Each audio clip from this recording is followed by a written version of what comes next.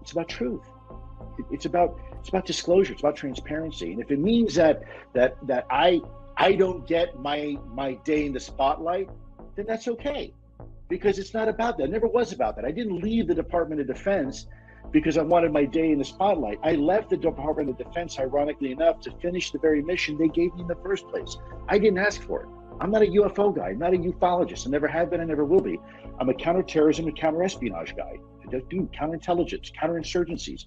That's what I do. And it just so happens that in 2008, I was asked to apply those same skill sets into the UFO community. But I'm not a UFO guy.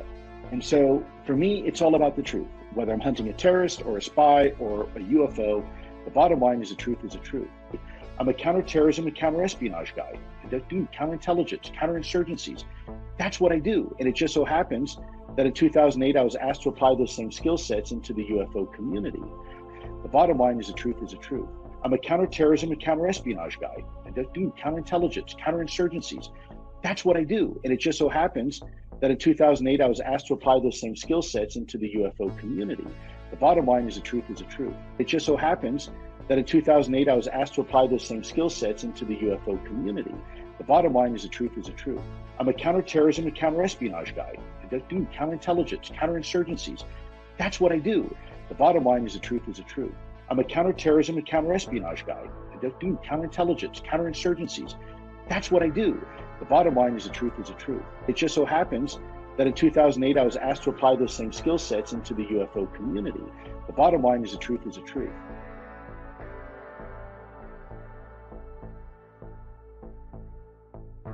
The Central Intelligence Agency is set up to deceive. That's what their job is, in fact. Counterintelligence, Lou, counterintelligence means I have to lie. That's my job. So what is counterintelligence? What are some of the methods? That's something that the UFO field could study instead of people going off about, did Lou make a comment? That doesn't go anywhere. What is that going to do for you? Who cares about Lou Elizondo ultimately, except as a pawn of the CIA threat motion? Otherwise, it's just drivel, right? So, and how, it could be anybody. They could have gotten someone else instead in that program and dressed them up for the part. I don't think, it's not a special kind of assignment that they got for Lou. I just think that he kind of fit what they were doing, and they felt this is a guy who can pull it off. He's done a lot of counterintelligence. But I think what's important is, what is counterintelligence? Just in a nutshell, I need to deceive another country about what my activities are, militarily, espionage-wise, etc. And I need them to believe that something is happening that's totally different from what is actually happening. So I need to create a counter-narrative to the truth. That's counterintelligence. I need to lie to get people to believe. So therefore, Elizondo has a lot of experience. He's a professional liar. That's just a fact. And expecting the truth from people like that, or the Central Intelligence Agency, counterintelligence agents in general, is craziness. Whoever thought of such a thing?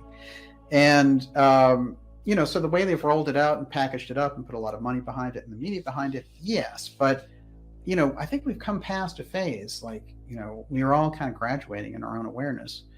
And this is pretty obvious, so this one is getting pretty wobbly. It's clear to me now that Lou Elizondo is deceiving and manipulating the community. 100%. He admitted to that on our interview Friday by using sock puppet accounts to manipulate and deceive us, which, so how can you trust someone who is going to go and create a secret account, not only just create a secret account and post on it, but he creates these in-groups and out-groups of people who are in on the secret. And then he, shares this special knowledge with them and really gets them to go out and attack his critics. We can't see what the tweets that he posted under these sock puppets anymore because they've been deleted. But, he made it seem like on the interview that he was just responding to people who were doing personal attacks on his family. That's a load of BS. There wasn't really any attacks on his family before this whole Who's Lou documentary started. And that was after he deleted his sock puppet account. He was using that account to attack people like Mick West and Stephen Greenstreet and, rile people up and sow division. And to what end is really my question now. Why he says that his audience isn't UFO Twitter. If his audience isn't UFO Twitter, why does he have multiple sock puppet accounts engaging with UFO Twitter and doing all of this nonsense? Like it just doesn't make any sense to me. I'm at a loss, really.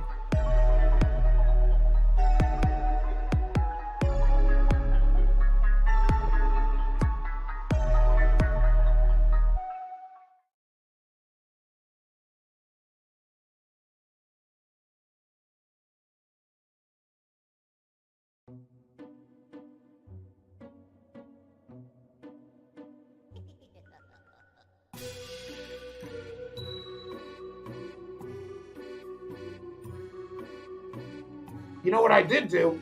I threatened to take this filmmaker behind the barn and beat his ass. Like a storm door in a hurricane, I would have beat his ass. I'm former military. Kept going around on the internet talking shit on me, even though I lie all the goddamn time. And somebody should be asking me hard questions about all the lies, half-truths, misrepresentations, and all that shit that I've been doing for the past couple of years, since to the Crash Academy, right? You think I want to answer questions about To the Cash Academy and how we promised all those idiot investors a goddamn spaceship? No way, man. I took the money. Go on, get the money and run. That's what I did. I slid right in there to TTSA headquarters and I got the money, them UFO dollars. I got the money and then I ran, right? That's what I did. I'm not going to answer any questions about what could possibly be an investment scam or the misuse of those funds and how everybody that worked there got paid all kinds of money. But those investors, they didn't know.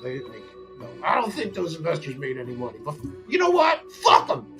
They were dumb enough to give money to the Crash Academy. Me and my buddy Tom DeLone, you remember him? That guy that all the 12-year-old girls loved, 10 or 15 years ago. He's a UFO researcher, too. He's got special contacts, right? All right. Here's what I got to say about this Who's Lou movie. All right, first of all, this guy asked some great questions. And that may be why I refuse to be interviewed for a documentary about me and be in that movie. Can't risk it. The questions are too good in that Who's Lou movie. I am not going to start answering hard questions right before I do the big cash out with my book. Did you know my book's coming out soon? I'm just waiting for that Rogan appearance. Then I'm going to drop the book and make a whole lot of UFO dollars, right? I'm here. Listen, people question my sincerity. I'm tired of this shit. People questioning my sincerity. I am here for the UFO dollars. It's all about the UFO dollars, friends. That's why I'm here. And I am going to cash in. I got a book to sell. And all you nerds on the internet finding all these inconsistencies in my story, you're screwing up the grift, okay? Everybody's supposed to believe that I worked for the Pentagon investigating UFOs, even though I can't show you a single UFO report or shit I actually investigated. No, the truth is I sat at a desk and investigating UFOs was never my full-time responsibility or job, even though I told everybody or led everybody to believe that my full-time responsibility at the Pentagon was investigating UFOs. That was bullshit, but it makes for, look, you gotta have a good backstory if you're gonna sell UFO books and shit. Okay? I learned from Nick Pope. All you gotta do is work for the government, and then you can lie and say, oh, you did all kinds of shit with UFOs for the government. He did it with the British government. I did it with the United States government. Okay? What I really did at the Pentagon was sit there at a desk. Okay?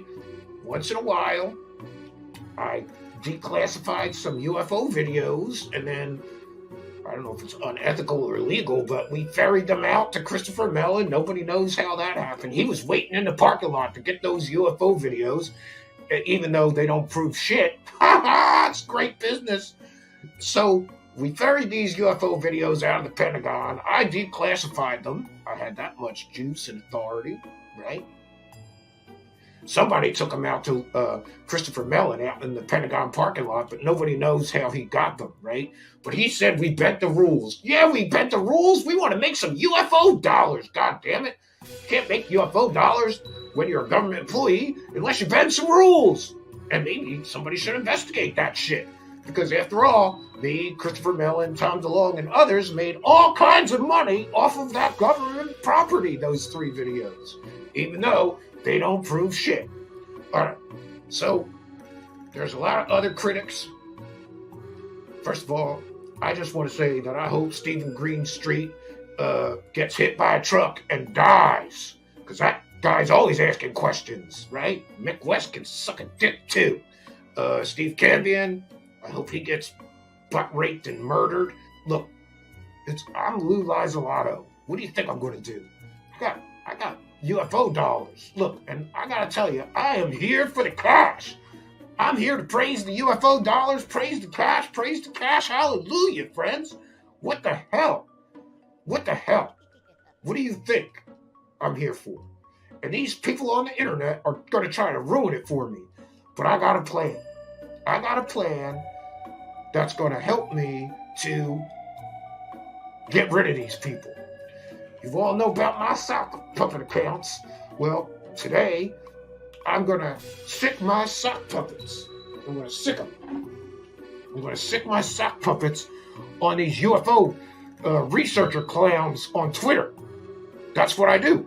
I'm going to sick my sock puppets.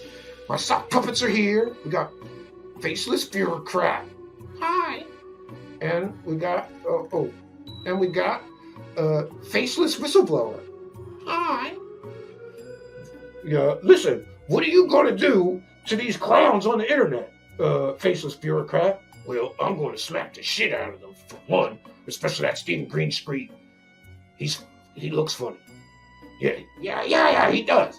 What about you, Faceless Whistleblower? I'm going to dox them. I'm going to dox all those assholes, and then I'm going to threaten their family like an asshole. And then we'll get the Fister Goon Squad after them. And then we're all going to... I'm not sure. What should we do? Lou Lizolato? Well, I think we ought to get them. That's what I think. We ought to just attack them with the Twitter fake accounts of mine. And these are not my fake accounts. These are my friends, right? These are my... Look, I got some real friends coming over next week, right? Yeah. Wait, you got real friends coming over? Or are they imaginary? No, real friends. I don't have imaginary friends. Okay, Faceless Whistleblower, I don't have imaginary friends. Yeah, listen to who you're telling that to. Oh, we're sock puppets. Yes. Yeah, and we're going to get those critics. We're going to fuck them up. Yeah, we ain't going to let this shit continue. Yeah, we're going to get them.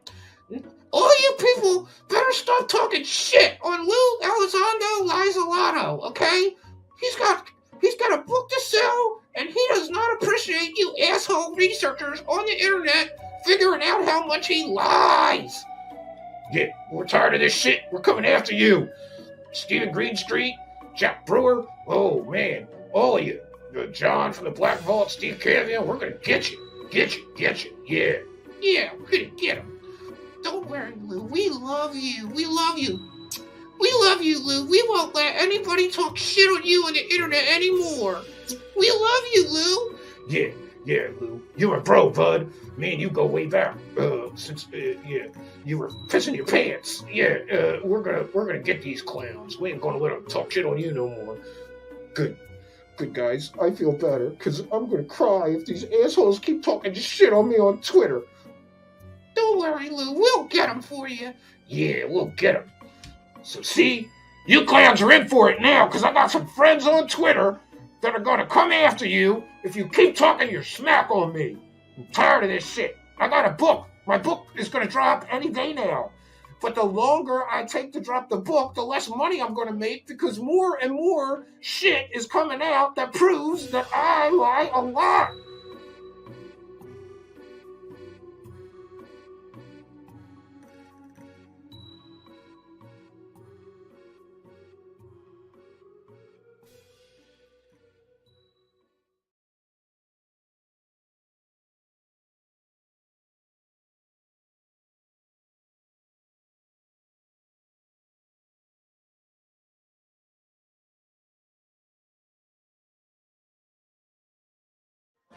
Good afternoon.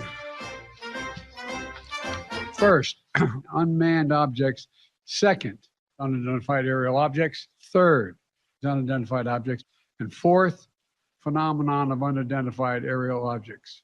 Since I came to office, we've developed unmanned and unidentified aerial objects. That's my job as your President, Commander-in-Chief. Balloon, thank you very much. Welcome to the Black Vault. On September 18th, 2017, after his departure from the Pentagon and during the production of Unidentified, Lou Elizondo ate a hot dog. Now, he could have had it with mustard or ketchup.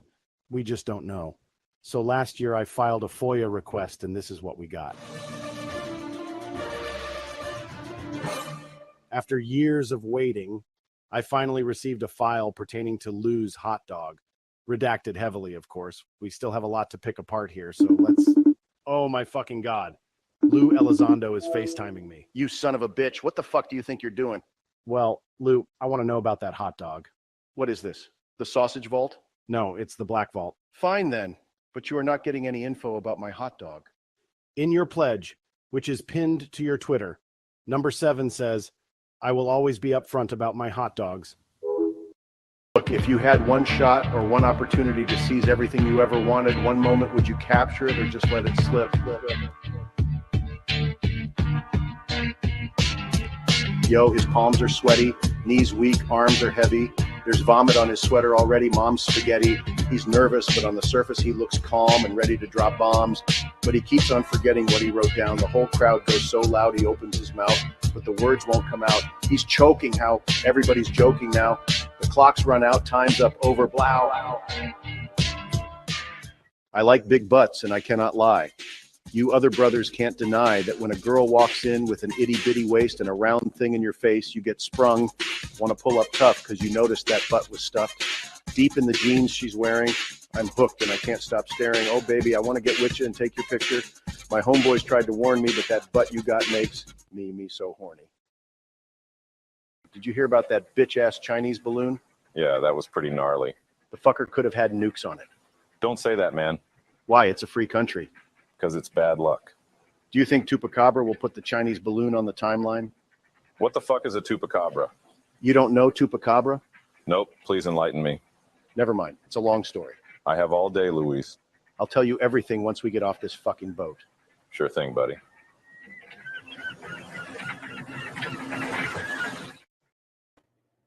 Greetings and salutations, friends, and welcome back. We are back.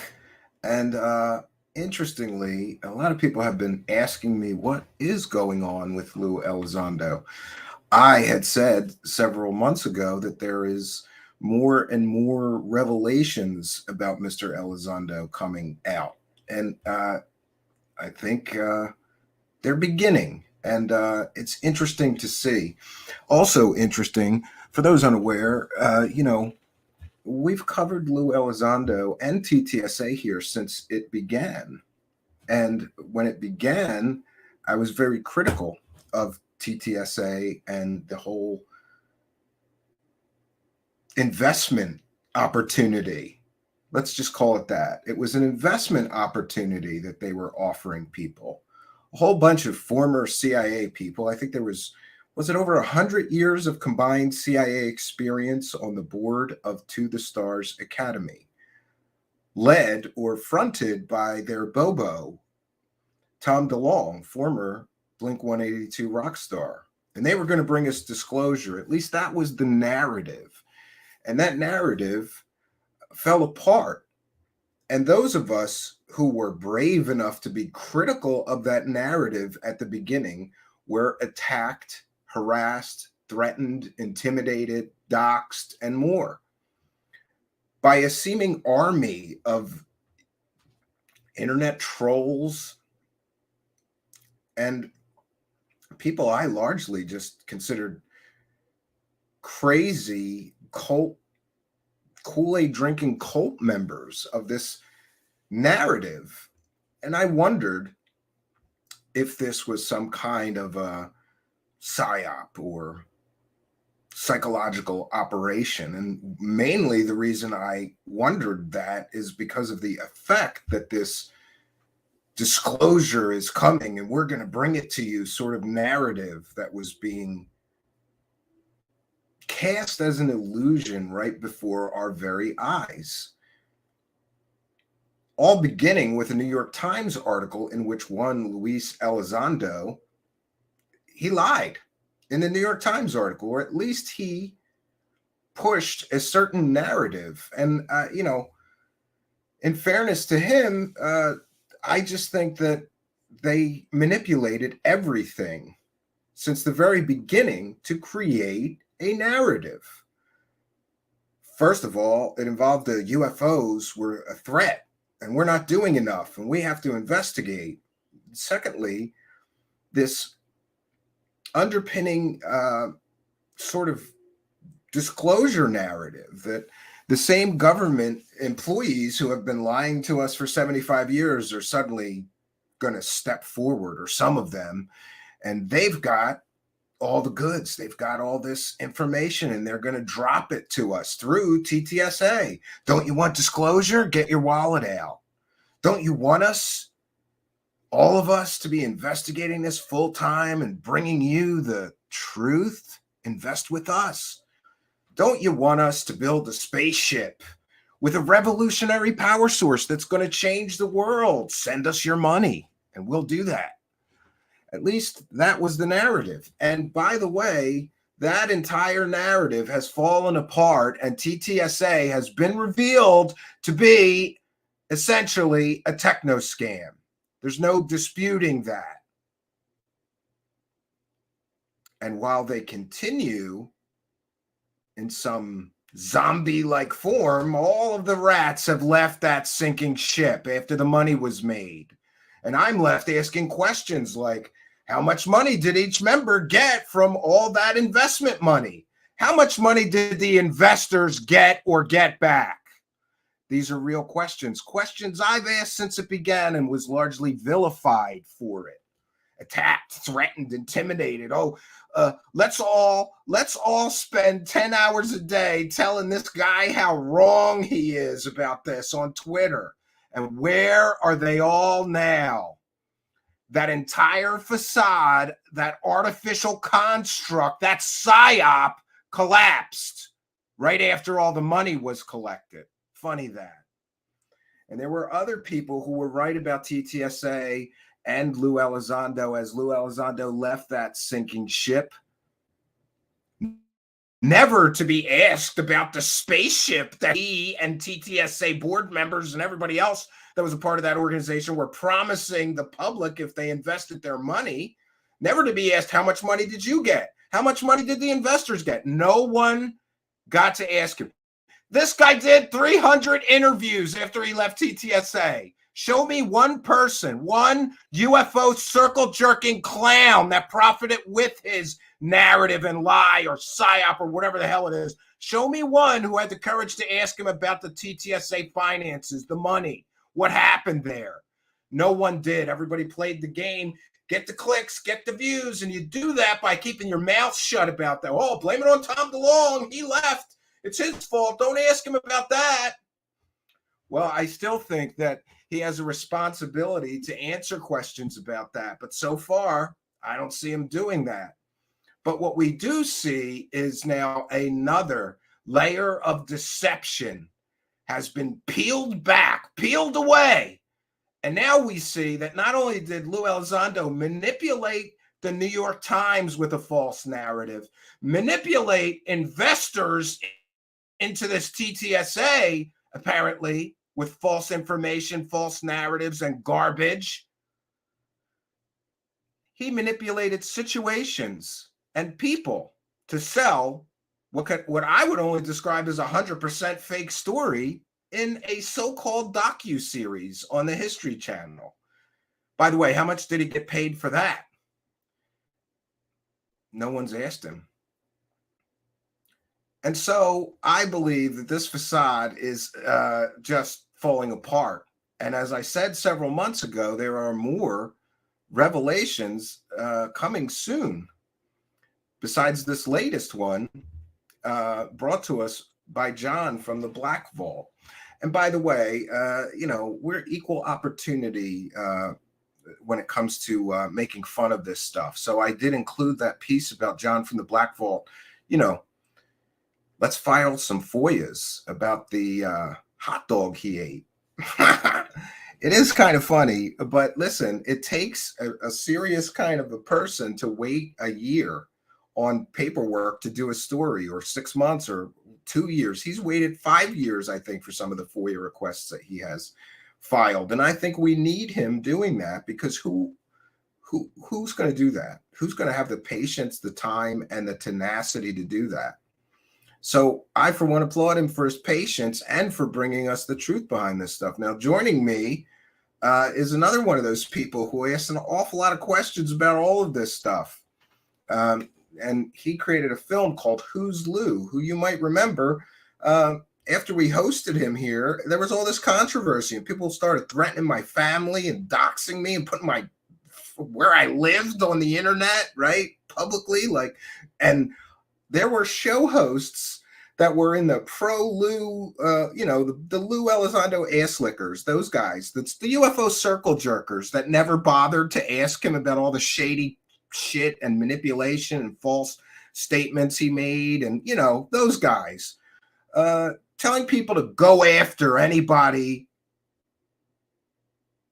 that is not pro-Lou. Go after them. Amazing. And then interestingly, and by the way, here's another prediction. Some of them circle jerkers are all going to turn coat. Some of them already did. More of them will be soon, because there's a lot more coming out. And joining me to talk about all of this and to help me peel back some more layers of deception is Manny, the creator of the film Who's Lou. Welcome. Hey, thanks for having me on, Stephen. It's been a minute. Yeah, I know. That's why I thought you should come today, because, I think that there were so few of us. And I want to thank you for being one of those people that had some balls. And you know me, like cards on the table, Manny, I respect people that have balls, right? Like, it took balls to do what you did. It took balls to do what I did. Especially, do you remember the TTSA crazy of you couldn't even say anything or you would get attacked for 10 hours on Twitter by crazy people? Yeah, there was definitely a slant on the narrative and in the public opinion on that. And so, like you said, it really did take some guts and some cojones to stand up and say, hey, there's another side to this story that needs to be told.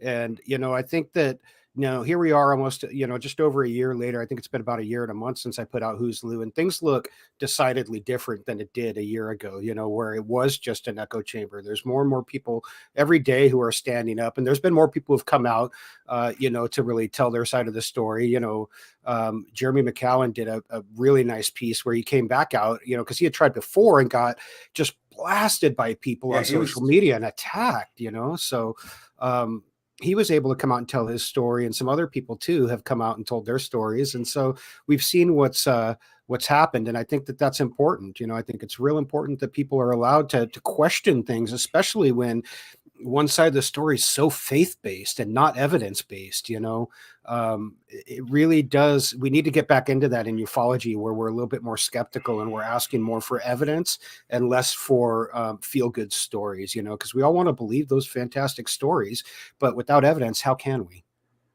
Yeah, I think it's a real problem. And then, of course, we had this Lou Jimenez from Unidentified Celebrity Review came out and told his part of the story. It's like, I think that they were very successful at the most part, though, at sort of manipulating everyone into just going along with what they wanted to do. But there have been a few people that stood up and said, excuse me, here's my experience with this guy, Lou Elizondo, and what he's really like, what he's really about.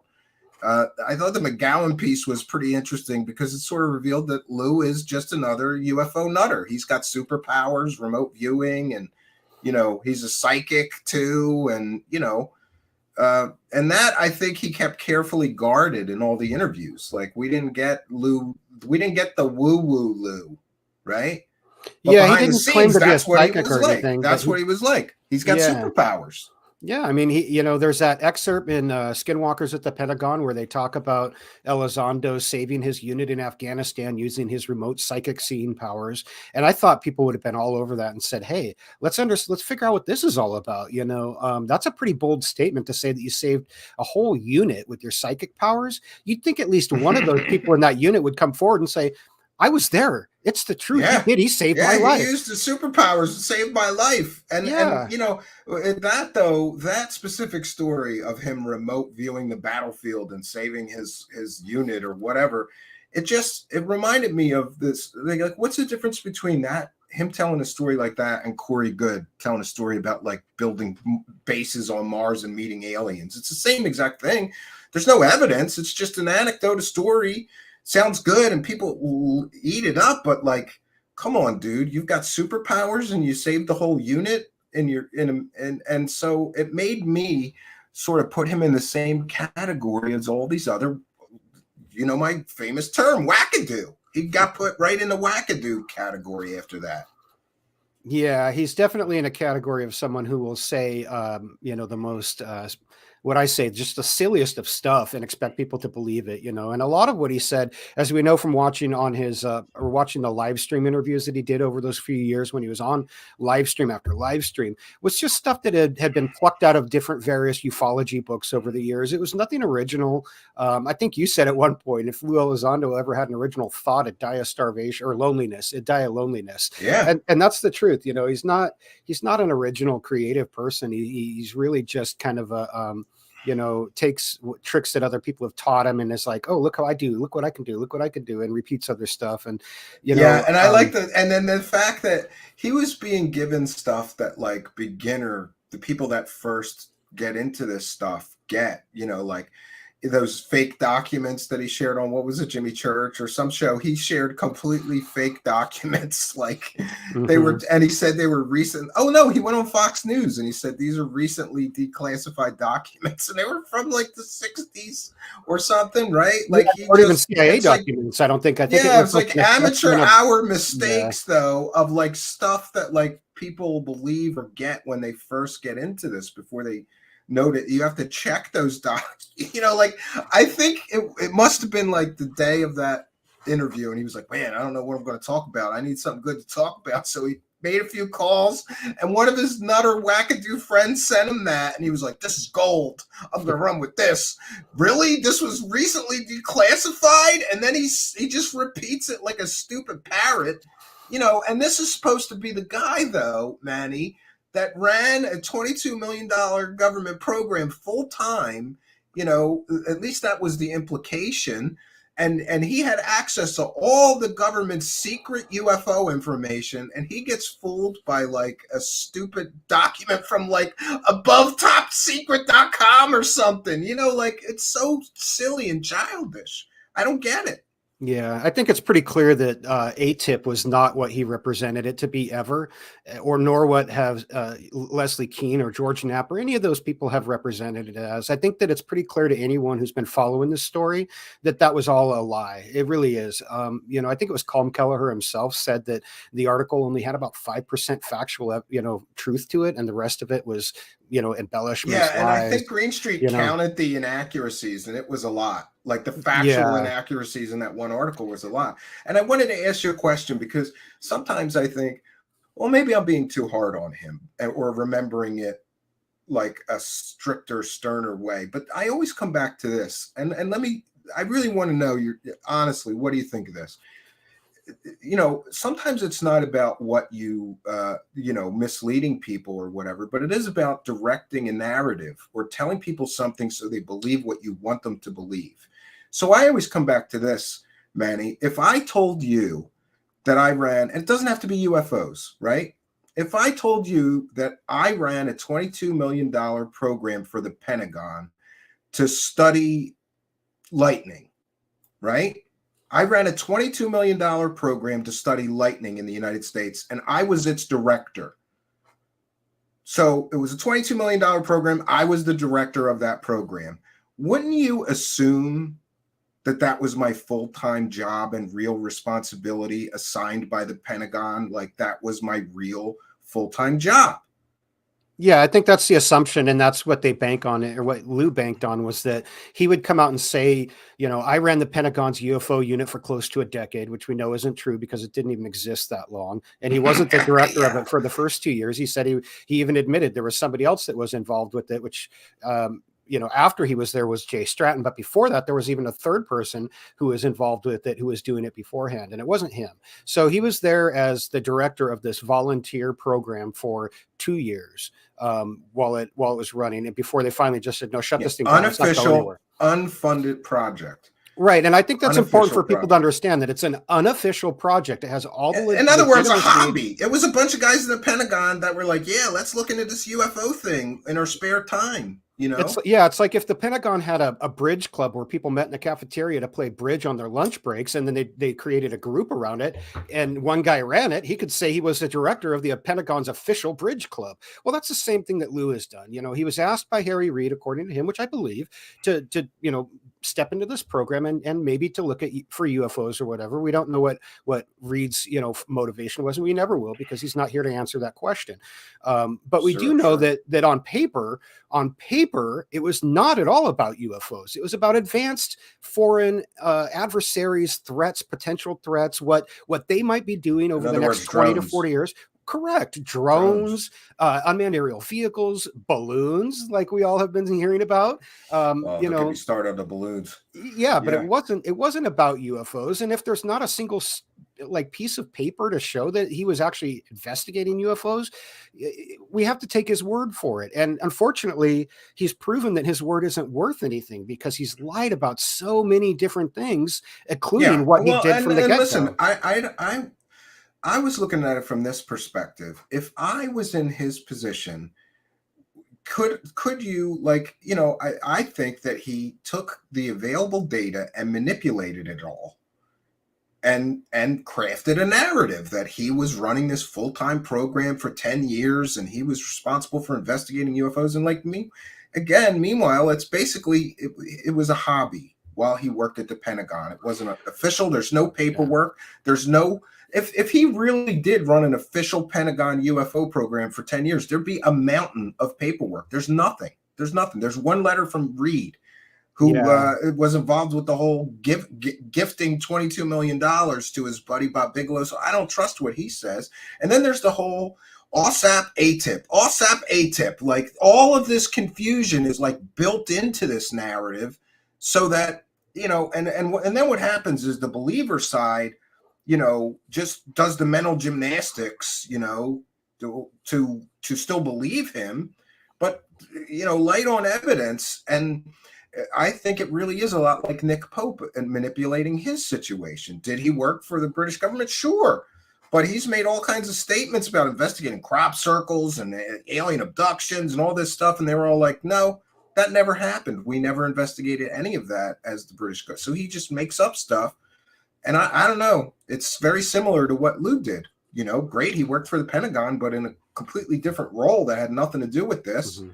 Yeah, and we do know some of what his official job was. I mean, John Greenwald's done a great job following up on the FOIA request to figure out some of that stuff. We know that he was basically a bureaucrat. In fact, one of the judges referenced him as faceless bureaucrat, because that's what he created a sock puppet account. Faceless bureaucrat. Yeah. Yeah. So we know that that's kind of what he did. In my own research, I've found other documents that pertain to his actual job duties there, and they have nothing to do with UFOs. It has everything to do with mundane, what you'd expect someone in the intelligence community to be doing. And in fact, what Lou was doing was overseeing between other people who were doing security clearance checks, running up, checking out some of our allies, doing background checks on people like that. He was a desk jockey. He probably 100%. never left the desk. He never left the desk.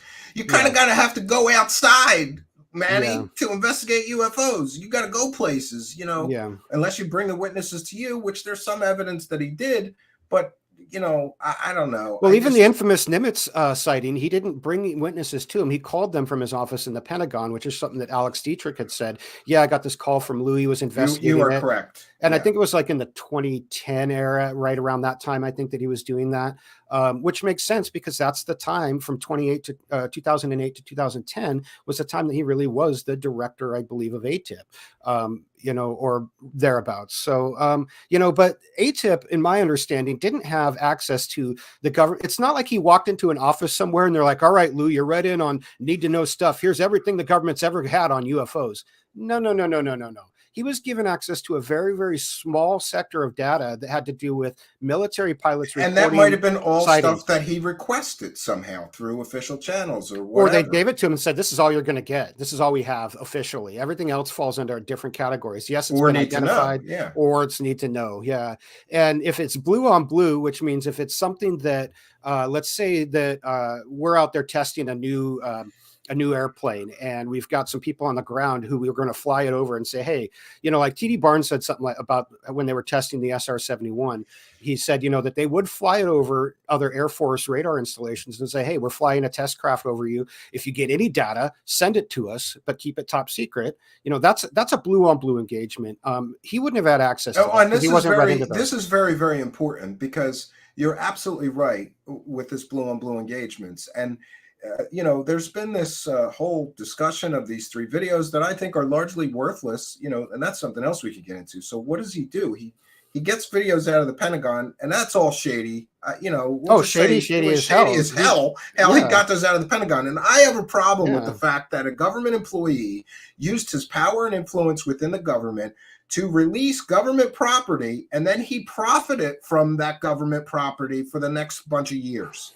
Yeah, him and any other industry or person that did that would face some kind of consequences, I think. But if his partner in crime wasn't Christopher Mellon, he would have. But Christopher Mellon's got some big political reach, and he still does. He's still got Rubio dancing and doing whatever he wants, and some other people. That's why TTSA has never been investigated. But there are some rumors that they were investigated or are being investigated. I don't know. In my opinion, they should be. And there was actually Congresswoman Joyce Beatty even said back in 2018, she laughed at TTSA when they were talking about doing Regulation A+ stock offering reform. Because she says, is this really the types of companies that we want selling stocks to mainstream mom and pop investors? And then she mentions a rock star who's studying UFOs and faster than light travel. And she says, no, this is not the types of companies that we want, because they're basically and they wanted to strengthen the regulations, and they cited TTSA as an example of why they have to strengthen the regulations. Yeah, and just amazing. But I think we're on the right track. That go talk to John Warner, the cousin of Mellon, and he'll tell you that that family, both his families, the Warners and the Mellons, they have tremendous power and influence. And when don't you think it's true? I really do think it's true. Like, let's say there are 2 individuals that are both doing equally shady shit, and one of them doesn't have any money or power or influence, and the other one has an incredible amount of power and influence. Who are you going to go after? You're not going to go after the one that's going to put up a huge fight and has access to lawyers and, I don't know.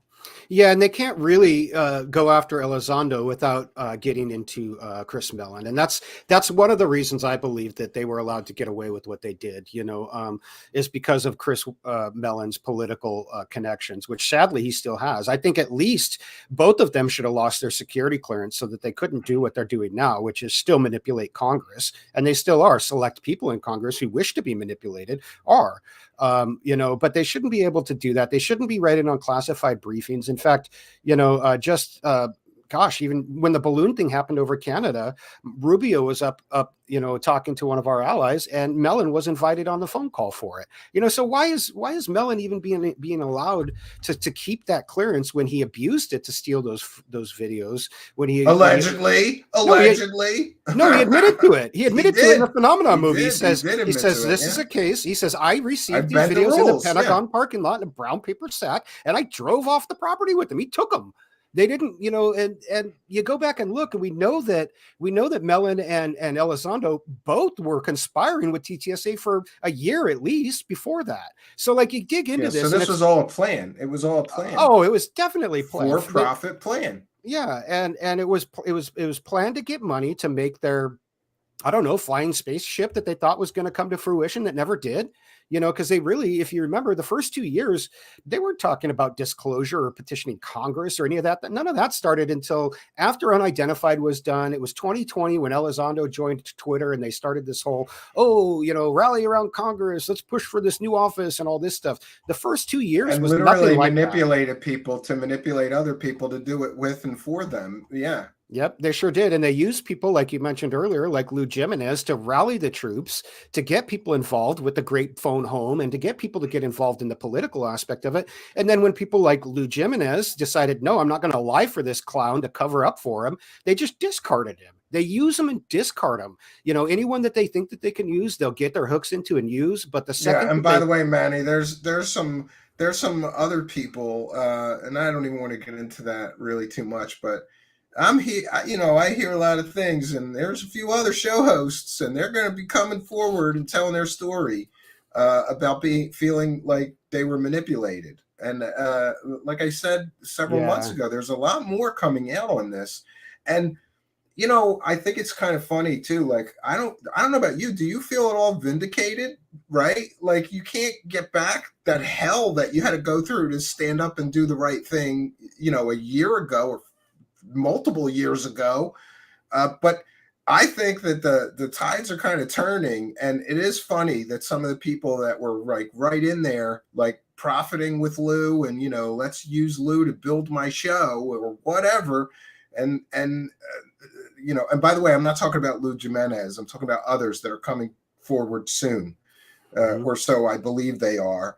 And now that these layers of deception are being peeled apart little by little by little by little. Suddenly, these people, some of these show hosts, I'm telling you, they were all chips in on Lou. They were, right there. Like, this is our savior of disclosure, and how dare anybody say anything negative about him? The kind of show hosts that were attacking people and, really all chips in. They're going to turncoat real soon. And we're going to get some more. We're going to get some more. There's a lot out there. There's a lot out there because this operation, as Lou put it, that he's been running has been extremely sloppy. There's way too many people involved and way too much in writing. The first rule of a CIA PSYOP is don't tell him you're doing the site. He literally on a show was like, I was sending to like, that was crazy moment. And that's what I play that clip all the time. I think that's a great he says clip he's run it like an operation. Like he worked, For the first time, he told the truth. This was all an operation. I'm applying my counterterrorism and counterintelligence skills into the UFO community. I got asked to do this. Who asked him? Who's pulling the strings? I think it's Mellon. Oh, it's definitely Mellon. Yeah, he's the brains there. Lou's the brawn. Like you said, Elizondo is not really real creative, and I hate to say it, but he's not the smartest, person out there. I mean, he knows his job well, and he knows how to sell stuff, and he knows how to lie and double talk. But he's not a political strategist like Mellon is. That's what Mellon, and even I think it was Tom DeLonge said that in the TTSA press conference. He called Mellon an incredible strategist, and that's the truth. I mean, Mellon is the brain, and he knows what he can get away with. He knows the boundaries that he can push. He knew that he could walk off the Pentagon with those videos and nothing would happen to him, which in my opinion is so distasteful, is so arrogant, and it's just because he knows that he's privileged. He knows that he can get away with it, and he did. Well, do you ever know somebody with that kind of money? Most of them are jerk offs. They think they're the nobles, and we're the peasants. And there's two sets of rules, and it's really that's largely true. With few exceptions. I know some super rich. John Warner's funny because he's like super rich like that, but he's like a regular guy. He's an interesting guy, and he said an awful lot of stuff about this whole thing. It's kind of funny that his cousin of all people comes out and says this is all garbage. This is all an operation, and they're manipulating everybody with this false fake disclosure. Or soft disclosure, some people have called it. And don't you think, Manny, am I crazy? Or let's speculate a little bit. Let's say that some of these UFO researchers before TTSA and Lou Elizondo and Mellon and everything, they're getting a little too close to some things, right? And we want to stop that.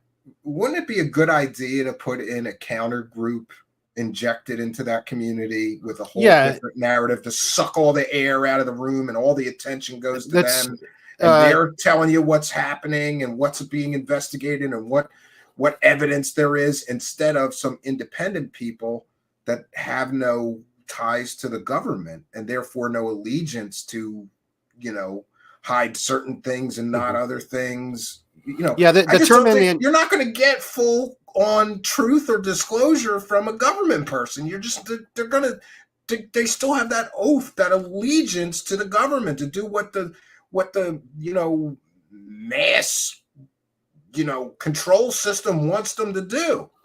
Yeah, if you look at history, there's two things. One, in the intelligence community, they love doing things. It's called a controlled opposition, and it's when you have a group like let's just say ufology, hypothetically, and if they are getting too close to the truth, or if you just want to control the narrative in there, you don't just take out the head of that organization. Instead, you put a guy who you control in the head of it, which is exactly what they tried to do with Elizondo.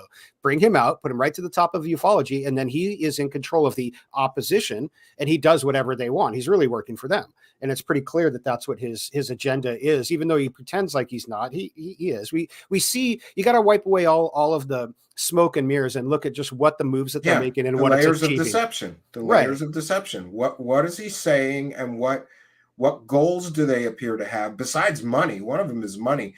And I've often wondered if they go, yeah, man, if even if you're a company man or a alphabet soup agency guy, and they're sending you out to do something, I'm pretty sure they just say, hey, if you want to make some money on the side, you keep it, whatever. So we're getting TV show deals and book deals and documentary deals and high speaking appearances. But I do have to say that I've heard many times, Manny, that he's pissed off because Greer and all these other guys get more money than him. Like he wasn't getting the same level of millions, Yeah, and Corbell's a good example of that. Somebody who's cashed in on this very well, and and that's probably one of the reasons that Elizondo doesn't like Corbell very much, or Tom DeLonge, because both of those guys have cashed in, and Lou hasn't. I mean, he really hasn't made a ton of money off it. I didn't, in all my research into him, I didn't see that he had made a spectacular ton of money. He wasn't getting points on a TV show. He probably got a set fee per weekly episode, check. like we've asked. Yeah. I don't know what that was. You'd have to ask the guy who produced it, named Dan Farah, who's now his agent, Lou's agent. You'd have to ask that guy. I don't think he's going to tell you how much he got paid for that. No, because that could be connected to those videos. Yeah, it for sure could. And, and Lou makes a point of saying, I do these speaking engagements for free. I don't think he was charging, like 10 grand to show up at a UFO convention, but they were probably comping his airfare and his hotel and giving him a per diem. They were paying him, but I just don't think that he got that high fee that some of the others got. Yeah. And in fact, I think it was Greenstreet who said that he had heard Lou say that on the phone. He's like, God damn it, everybody's making money off this but us, So there are people on the inside who have tipped that hand and shown that he's a little salty about that.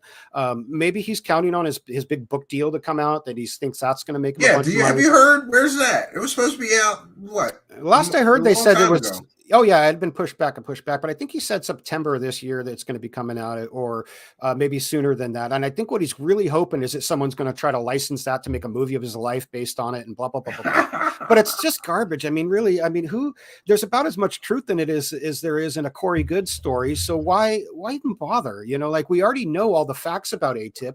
We know what Lou was doing there, and it's not what he said. So anything that's in the book is going to be more of the same stuff that he peddled on the talk shows and on the live streams and whatnot. So it's just it's really going to be a disappointment, and I hope that I hope that people wake up to it, his game after that. I hope a lot more people say, wait a minute, this is, there's nothing new in here. What can he say that he hasn't said already?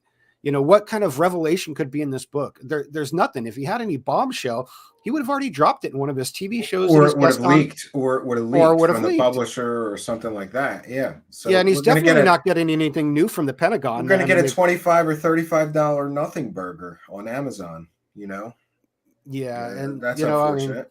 It is unfortunate because when he negotiated that book deal, he was still kind of in his height of his popularity and fame. And that publishing house was in a bidding war. There was two houses that bid on it. And I think it went for over $250,000. So there are real financial investments, here that other people have invested in him, but he hasn't seen any of that. He probably got an advance on the book, but I mean, who knows why it was pushed back? Maybe it was because so much, counter information had come out to show that his story was full of, it would become bad timing to put the book out right when the story that the New York Times article was falling apart was coming out. And we want to thank Lord Ludacris. Love Manny and his work, he says. Great show as always. Thank you for your kindness, generosity, and support of the show. It is much, much appreciated. And thank you for helping us to praise the cash. This is Trixie at the exclusive Truthseekers UFO desk. And I like nothing more than getting down on my knees and praising the cash. Every time you donate, I'm going to get down on my knees and praise the cash. Praise the cash. Thank you.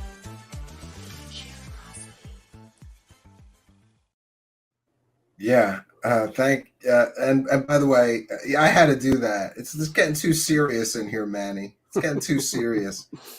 Nothing like a little Trixie to lighten the mood a little bit. And Alien Scientist is here and says, thank you guys for some refreshing clarity among the noise, guys. Yeah. Hey, thank you too, Jeremy, man, for sticking it out. Because I've noticed over the years, man, you've taken a lot of heat from these people too. I've seen a couple of one account that I've confirmed. One of them was one of Elizondo's sock puppet accounts that just targeted and harassed Jeremy left and right. They had like 45 posts and 40 of them were just targeting Jeremy. I was like, geez. It was allegedly Elizondo. Oh no, it was his. I'll say it. It was his. He's got that lawyer now. He said it, not me. Sue him, Todd McGurtry, or whatever your name is. Don't sue me, McMurdy. The plaintiff deposition would make it worthwhile. I would love to get Elizondo to swear on a Bible and to shove a camera in his face, just like Cory Goode had to do. I would die to do that. I'd bring it on. Yeah, so it's interesting, man. This seems to be this. The narrative falls apart. I want to ask you what you think of John from the Black Vault's latest piece, because I think that shows, more clearly that this man manipulates available situations, personnel, and whatever to tell a story. And it doesn't matter if that story is really true, as long as he doesn't get caught. Right. Yeah. And there's, it's interesting. There's something else I want to point out about that too, is that he apparently gives no weight to who he harms in doing this. That person who was in their army uniform that they sandbagged and interviewed with the hidden camera. Yeah, we gotta explain it a little bit. So there was a military member, and he was sort of interviewed with a hidden camera, and he was brought to this interview thinking that they were going to read him in on ATIP and make him a part of it. And so he shows up in this hotel lobby where he thinks he's just having coffee with some people, but they've got hidden microphones and cameras and everything everywhere. And they record him from like across the street on the top of a parking garage. I got a cameraman, and they completely set him up and, tried to get him to say some stuff that they then used in their television show without his consent, which is why they had to blur his face out. Which is it's ridiculous. I mean, you look at like Impractical Jokers who film in a park, they wouldn't even do that. If you don't sign a model release or, to be on film, they're not going to really use you unless you're just walking by in the background, but they most certainly won't, like set somebody. Well, maybe they will have a few times, but you get what I'm saying? It's not real for this type of thing. It was really, really sketchy because, as we're going to find out when we get into this article, it caused a lot of grief for this guy. It caused an investigation into him. He could have lost his career, could have lost his pension, could have maybe even gone to jail for it. And Elizondo doesn't care one bit. As long as he got his sound bites for his TV show, he wouldn't care if that guy ended up in military prison, in Leavenworth. He wouldn't have cared. As long as he got what he wanted. And that's callous, man. That's psychopathic or Can you explain for our audience though? So the gentleman who went there for the interview, he thought he was going there for one thing, and then let's talk about how Elizondo twisted into something else. What did they portray it as? That's the big thing, So they portray it as something completely opposite of what the reality of it is. It's all manipulated for a story that's not real. Yeah, I forget exactly how they portrayed it in the unidentified episode. I know in the article there's a link to the clip, on there where they talk about it, but they really did misrepresent what he was saying. And in fact, in the post that the guy made on Reddit, which I had found I think 2 years ago, I found it when I was looking through the Lou stuff, and I was like, wow, this is interesting. That explains the whole hidden camera in the hotel lobby thing, So they brought him there under false auspices. They said that they were going to be evaluating him for the ATIP program, and it wasn't. It was to basically try to manipulate him into saying something that they could take out of context, which is exactly what you said before. And honestly, I've heard exactly of them what I think they did. They took it all out of context. And I've heard of them doing that to other people too in the military, of trying to get them to stand up on camera in their military uniforms, people who are ex-military or might still be, loosely affiliated with or whatever, and to get them to say things that are categorically untrue but flashy. They've made the same promises to some people that I've heard, like, oh, you're going to be the face of this thing, we're going to make you a big star, you're going to be the next big ufologist, you're going to be you're going to get millions of dollars, you're going to be a big this, that, the other. But it's all just it's a honeypot, and you see how they use people and discard them. And it's just I would caution anyone who these people come up to and say, look, man, you got to really be careful here, because they're going to get what they want out of you, and you'll probably be left holding the bag or any sort of responsibility, because we know that the two big dogs, Mellon and Elizondo, don't take responsibility for anything. They don't take responsibility for stealing videos from the Pentagon, for conspiring for a year to do so. They don't take responsibility for what their Twitter troll army does on their behalf. They don't take responsibility for anything. They let everybody else they leave them holding the bag, and they get what they want, and they're on to the next sucker. And so just be careful, man. If these people come sniffing around, you might end up getting used and discarded too. And it might not work out the way that they promised it to you. Yeah. Yeah. And, I do have the clip, but I'd rather not play it. I don't know if you know, but History Channel claims galore. Like you can't even play 10 seconds of their stuff. They claim it. And then you got to follow that paperwork. So, but here's what I'm going to do. I'm going to put the link to John from the Black Vault's article in the description of this video. And you can certainly go to the description of the video, and the clip is there for, reference. And that's the best way. That's the best way to do that, to make sure that I don't get a copyright claim, but people can still see it. It's just a totally manipulated, dramaed up bull story. It's ridiculous, and it kind of shows the lengths they're willing to go to with the manipulation just to have something to sell people, Yeah, and it is just that, it's selling people. If they were doing this in order to get to some kind of truth or something, it would be a different story. If they were actually getting to the truth, but it's not the truth. They're not playing the whole interviews in context. They're not showing exactly who this person is and how they know what they're saying. In fact, they're quite specifically doing the opposite. It's more of like an episode of Real Housewives or Kardashians or something, where they're editing together little clips to make a story that never existed, or to make some kind of drama seem real when it isn't real. And it seems too to be like a real set of lies, because I am familiar with the clip, and I just sort of watched it again in the background. They're sort of saying, like, they're implying that Tom DeLonge and Lou Elizondo are so important that they're meeting with these three high-ranking military intelligence people. And meanwhile, they told at least one of those people, you're coming here essentially for a job interview, right? Or to get a briefing about the UFO program. We're going to give you a briefing. You're being read in. And on the show, they're saying we're having this meeting with three high-ranking intelligence officers, and there's still people important people within the government that I'm still in contact with that are running this effort. That guy that came in, he didn't know anything about this ATIP or UFOs or anything. It's a complete manipulation, a complete false story. And people can make excuses for that. Or I have heard, I don't know what excuses you've heard, but people are blaming everybody but Lou, right? And I don't know about you, but if I was involved in a project that did that, that was so dishonest and so manipulated and so, like massage all of what really happened into something completely different, I would stand up and say that's not what happened and that's misrepresentation. We told these people to come here for whatever purposes. We're not meeting with these, they're not seeking us out and wanting to meet. It was almost like they were implying that all these high-ranking intelligence officers are coming there to share information with Tom DeLonge and Lou Elizondo. That's not what happened. Not at all. Not by a long shot. Yeah, that wasn't the case at all. It was a complete setup. They brought those other two officials in order to get this third person to feel like to give it legitimacy, like there was something real going on here. And honestly, the big clue should have been when they said that they were going to read him into this secret program. That's not the way that these programs work. You're not just going to go pick some kind of military person who has maybe even top secret clearance and I'm going to share a bunch of classified stuff in an open air sort of coffee shop in the middle of nowhere. Right. Like, it doesn't make any sense. Anybody could be listening, Russians, Chinese, like you could be getting followed or surveilled. They would do that in a secure location, in my right, opinion. And there would have been all kinds of clearances beforehand. They would have there would have been security clearances, NDAs already would have had to been signed.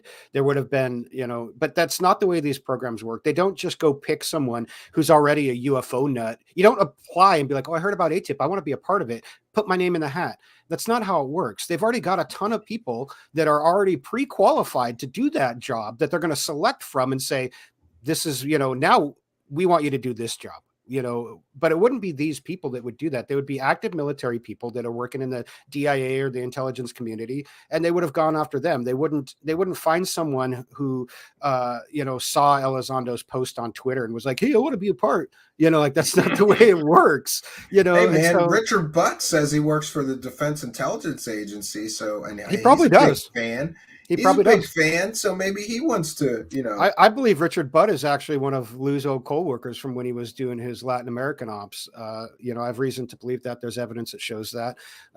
That doesn't mean that Richard Butt knows anything more than you or I do. It just means he's a desk jockey like Elizondo was, and that he's on his side because they were pals. I mean, it shouldn't give any credence to anything just because some bureaucrat at the Pentagon's on his side. I mean, there's other people in the intelligence community too, including some from the three-letter named agencies that are on his side because they think that he's up to something, but they don't know. They don't have access to any kind of inside information. They weren't a part of these secret programs and are saying, yeah, you're right. Because if they were, they wouldn't fucking be talking about it. They'd be going to jail for talking about it because that's how this stuff works. They can't hint about it. They can't allude to it. Yeah, they want you to believe, though. It's about belief. They want people to be fans of them and believe that they have access to some, the insider knowledge, that the UFO file, many people call it, or whatever. And it's not just Elizondo does that. Hal Puthoff and especially Eric Davis. Eric Davis loves to pretend that he's like working on all these top secret projects and he has all the information and, it's like a LARP. Like Eric Davis worked for Hal Puthoff's Earth Tech International out of Austin, Texas. He's listed on their webpage as an employee. He's probably a contract through that, probably contracts for TTSA, but he's not, as far as I know, he's not any sort of DIA guy. He hasn't done anything like that. Maybe he hasn't in the past. I don't know. Maybe he wrote one paper that they used, maybe because his name was on one of the papers that they gave to OSAP for the $22 million, those 40 research papers about gravitational traversable wormholes and cloaking devices and stuff. Maybe that's what his claim to fame is, and saying, oh, well, I'm a CIA scientist now because I let them use one of my papers in a briefing. Who knows? But he can't, to me, Davis lost all his credibility when the Davis-Wilson memo came out, and he didn't just shoot it down and say, this is garbage. For him trying to intimate that document is factual, valid, and that it happened, forget about it. If that meeting ever happened and he's talked about it, he'd be locked up. So that's right there is the biggest indicator that it never happened. Never forget the fact that Admiral Wilson has categorically denied really it. That they really like the UFO crowd to think that they might have the goods, right? Sure. And alien scientist says that's called a dangle. Yeah, and it's a great way to get our foreign adversaries to believe this. They get us to perpetuate the story, and then Russia and China picks up on it, like, oh God, don't mess with the U.S. They got flying saucers, and they've got secret pacts with aliens, and they've got UFOs and have had them for 80 years. I mean, we're doing their job of misinformation for them, you know. So of course they're going to like that. Of course they're going to want us to think that. Does it make it true? Doesn't make it any more true than when Bob Lazar said it, or when Colonel Corso said it, or any of the other people who have made the same claims over the years with zero evidence. I mean, what makes Elizondo any different than the two people I just mentioned? Yeah, nothing. He's just the peas in the pod, you know. So, yeah, I mean, we can argue all day about unfalsifiables, and I think that's what they want. You know, if you can't prove it's wrong, they can't prove it's right. Why waste our time talking about it? The falsifiability premise. Yeah, that means if you can't.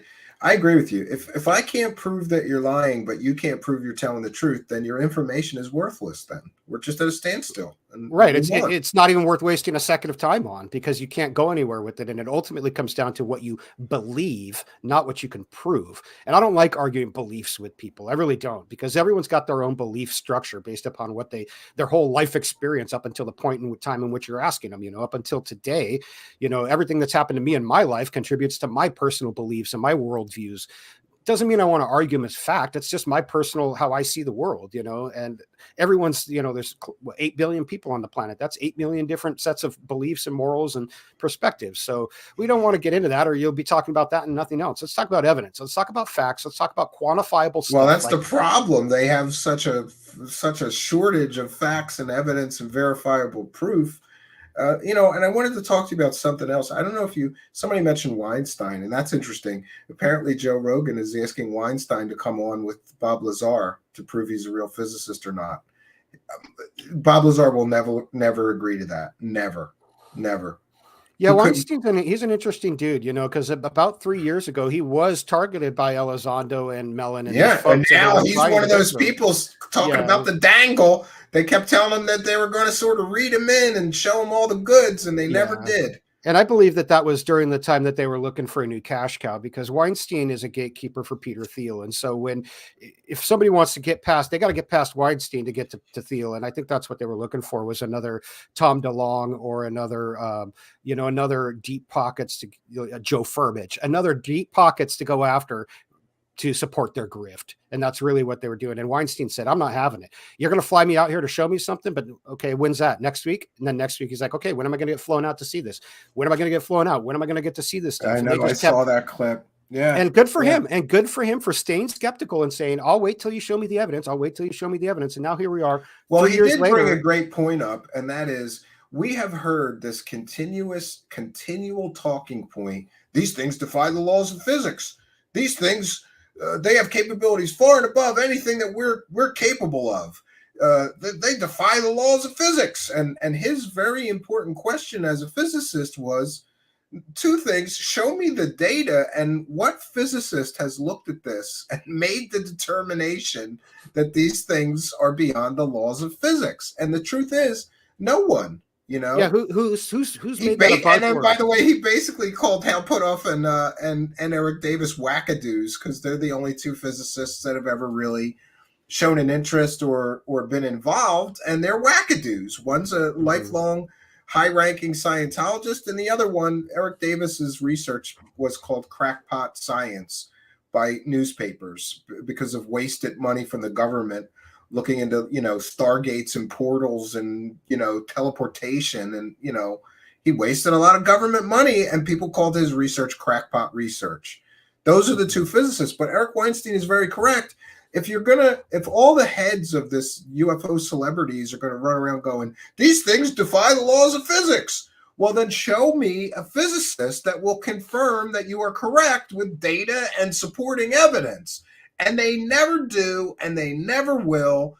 And Weinstein, essentially, they kept doing the dangling the carrot. We're going to show you the real clear stuff. Everything else is downsampled. We're going to show you the 23-minute video of this, or we're going to show you all the good data. We're going to do it. And, all these, jump through all these hoops for them, and then they never come through, and then it gets rescheduled, and, they were playing him. Yeah, it sure seems that way, that they were doing the same thing, but he was wise and caught on to it, and I have shown some other, like the Salvador Pais patents, I've shown to an actual physicist who laughed and was like, well, there's some great theories here, but there's some missing key elements. There's some kind of magic that doesn't really, it's the pi effect. That's what holds this all together. This weird magic woo-woo that doesn't exist that holds it all together. And, so you just need the woo key before it'll work. And it's interesting that idiots just assumed, or, how many people in the UFO community were like, no, that's exactly how the TR3B works. And it's out there now. It's public. Well, we haven't seen anybody build one. And, idiots like David Wilcock are claiming they're going to build hover cars off of patents they don't own from Salvador Pais. It's so stupid. Yeah, those patents play a big role in all of this. People don't really understand that those came out in I think the first one came out in mid 2015. So right before the time that Lou and Chris started making their whole TTSA plan, the first of the Salvador Pi patents came out, and the next one came out, I think 4 of them came out over the next year or so. So you've got these patents that come out all kind of hush hush that a lot of people didn't pick up on until a little bit later. But those patents were actually researched by the U.S. government in 2019 to the tune of $500,000 and were found to be entirely meritless. It went nowhere. And that's why I think TTSA had to shift plans in 2020. I think they expected those patents to be provable. I don't know why they would have done what they did at TTSA if they didn't think it was going to. Look, we got the secret to anti-gravity, and it's on the internet. Now we can build a spaceship. It's so stupid. And listen, Manny, I know he's too wackadoo for you, but it's a strange form of entertainment. So I followed David Wilcock. That's exactly what David Wilcock did. Those patents came out. He dumped all this money and bought a hangar, and he's building hover cars with those patents. And he was going to license those patents, just like TTSA was going to do. Just like maybe Joe Furmich was going to do. Before that, maybe some other people, or they had tried this plan before, but it didn't work. The problem is that the patents don't work. If they worked, it would be game changing, and they wouldn't be released like they were. That would be some very sensitive technology that would disrupt all manner of if you had that transportation. Secret, you wouldn't just put it on the internet. You wouldn't allow newspaper articles to be written about it. And thank you, My Flock is Everywhere. Says, love you, 503. And Stephen, thanks for the kindness, generosity, and support of the show. This is Trixie from Truthseekers, thanking you for your generosity. I'm going to praise the cash so hard. Oop. We praised the cash so much she went away. She's off praising the cash. Yes, I apologize for that. Thank you, My Flock. Yeah, so I don't know. I think though this new article from John from the Black Vault really is like another, I don't want to say nail in the coffin, but it does seem like that, like that the tide are turning and that whole facade. I mean, if many people are still choosing to believe their narrative. But don't you think it's going to get harder and harder too with each of these? We're going to have some of these show hosts coming out talking about their negative experience of being manipulated by this man. And we're going to have some other revelations soon. Yeah, I think, like you said, it takes a certain kind of mental gymnastics in order to stay with that, to stay with that whole crowd, because every day there's more and more evidence that it's just completely garbage from the top to the bottom. And so, I think that people are starting, like you said, they're starting, more and more people every day are jumping ship, but especially some of the people who are the more critical thinkers. Some of those people have kind of drank the Kool-Aid for a while, but they're starting to get hip to it, being like, man, I can't do this anymore. Like, there's only so much you can lie to yourself to keep believing certain things, at some point, most rationally thinking people will say, no, it's time to wake up, but everyone's limit is different. So everyone's going to have a different, amount of BS that they can take up to a point. And there's some people that they'll never care, as long as they're getting their bias confirmed, they'll just stay and keep hearing it, and that's what they want, that they'll only listen to things that confirm their bias. They won't listen to any counterpoint of views. And those people sadly will be there, in 10 years, they'll probably be the only 4 people who buy a ticket to listen to Lou Elizondo talk at a little tiny UFO convention, will be those 4 same believers. And it's kind of sad, you can't make people wisen up, so to speak, and listen to reality. But no, you're absolutely right. And I mean, I have seen, and you know what, it's especially, I guess it does bother me sometimes. Like, I have seen YouTube show hosts get caught lying to their audiences. Multiple YouTube show hosts get caught dead to rights. They lied to their audience 100%, and they might get a little dip. But you're right about that believer crowd. Like, oh, well, they only lied to me that 10 times, but they're telling me what I want to hear, so I'm going to stick with them. And they still have an audience. Like, in the real world, like, imagine if, like, David Letterman or somebody just got caught just straight lying through his teeth. He would lose his job. He wouldn't have a show anymore. But somehow in this world, it's like, well, yeah, they were lying, but they meant well. They're doing good for ufology. I hear that all the time. They're doing good for ufology by injecting garbage, fake stories. Like, it makes no sense. And people stick with them. Yeah, So, they still do. Yeah, people will stick by them, and that's just, those are the people who we're talking about that will. They're just going to believe whatever they want, and that's fine. Thank you, Mike Flock. We appreciate it. We appreciate your kindness, generosity, and support. And Anthony Peterson as well says, all these UFO claims that don't work out, but I still want to believe. I don't think the U.S. government would voluntarily release UFO info. Yeah, I think that you're right. They wouldn't. No, they wouldn't. If we had that technology, it would be under lock and key until we absolutely had to release it in a military setting. That is, historically speaking, what's happened with all new technologies. They keep it under lock and key until you absolutely have to release it. And so, and even Tom DeLonge, if you remember, a year ago during the beginning of the Ukraine war, Tom DeLonge said a few things like, F around, find out Putin, and pictured posted a picture of a TR3B triangle, that's really, I hate to say it, but if we had that technology, that's when you would see it, is when there was a threat to the United States that we needed to unveil that technology, then we would do it. Now, during wartime, you're right. Then we can see examples of that. Most famously, the atomic bomb. We had it, we're developing it for the war, but we were keeping it. There was thousands and tens of thousands of people working on it, all keeping it 100% secret. And the world got to know that we had it because we used it. And perhaps the same could be said. Another perfect example of that is the stealth fighters and stealth bombers. We learned of them right before Desert Storm and Desert Shield and all of the, let's take over half the Middle East and steal their oil. Colonialism that we did. You're absolutely right. I think the same thing could be said for the UFO file. And we'll have Trixie thank you. This is Trixie from Truthseekers, thanking you for your generosity.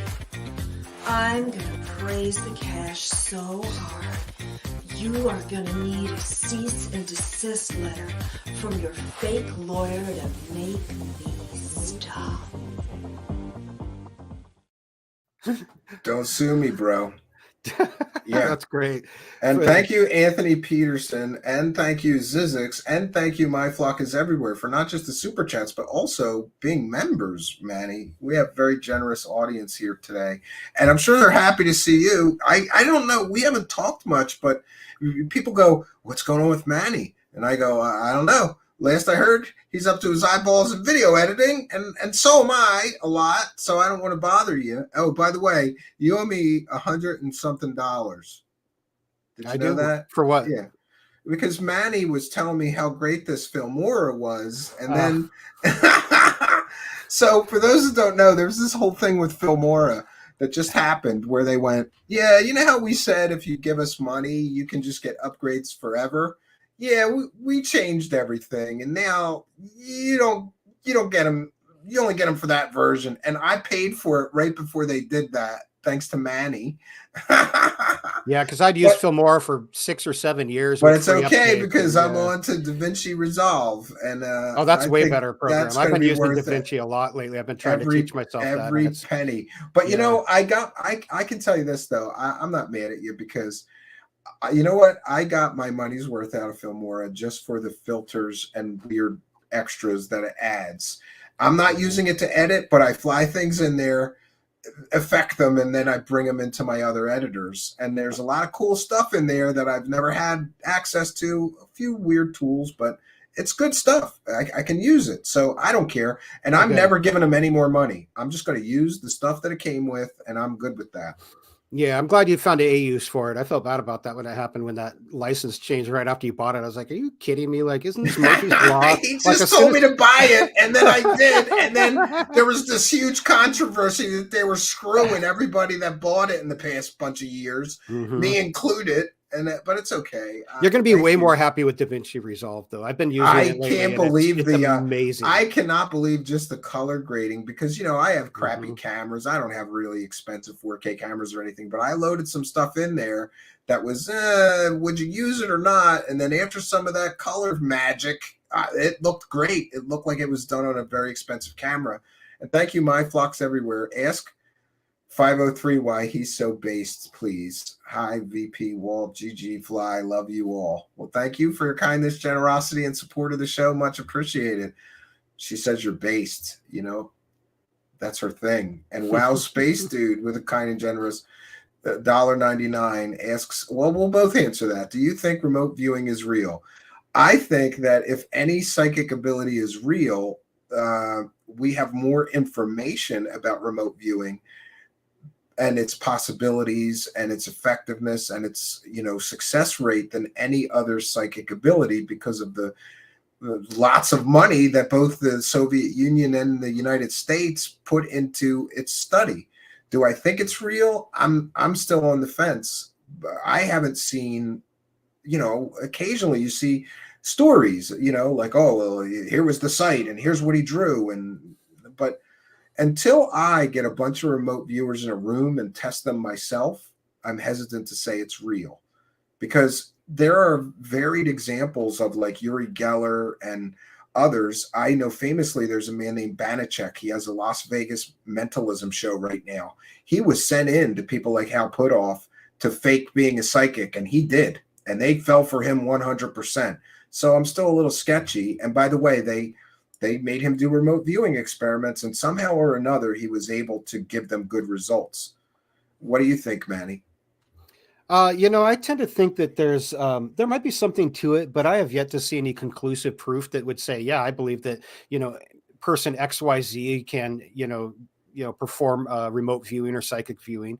I know that, the portion of our brains that we use is very, very small compared to the size of our brain that we have. And so there may be capabilities locked away in there that we haven't evolved into or grown into yet. So I'm open to it, but, most of the people who we talked about, Geller, Hal Puthoff in the Stargate program, Russell Targ, all these people. It's suspicious.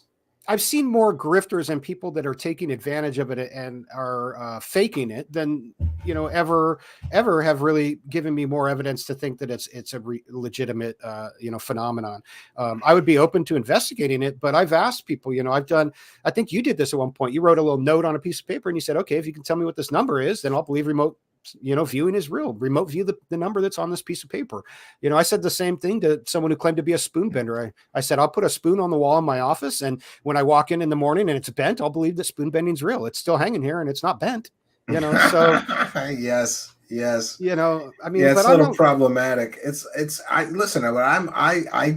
would love it if it was real, but I guess you don't believe that Lou Elizondo remote viewed and saved his whole unit. No, I don't believe that for a second.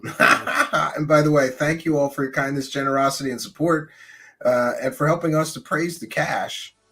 This is Trixie at the exclusive Truthseekers UFO desk, and I like nothing more than getting down on my knees and praising the cash.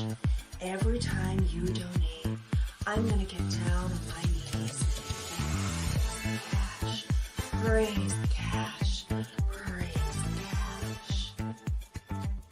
Thank you for your generosity. Yes, thank you all for your generosity and support of the show. Well, Manny, I think we covered everything that I really wanted to cover. I want to thank you for, initially having the courage and for that Who's Lou movie, even though it caused me a lot of trouble, right? And you, of course, it caused a lot of trouble as well, right?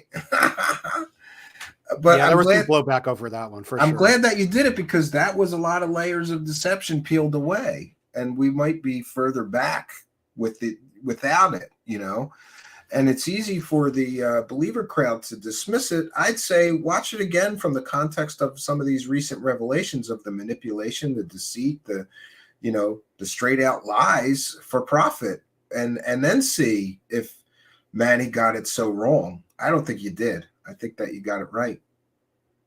Yeah, I think the proof was in the pudding, and the response by Elizondo when it came out. How he went on that talk show and was hammering me and my character, but wouldn't answer any of the questions, and turned some people on to do some retaliating in his name and inflame them and things like that. I think that was really telling, and I really hoped. One of the key things that I taken away from that was that I needed to weather that and to go through it so that other people could see that they could too.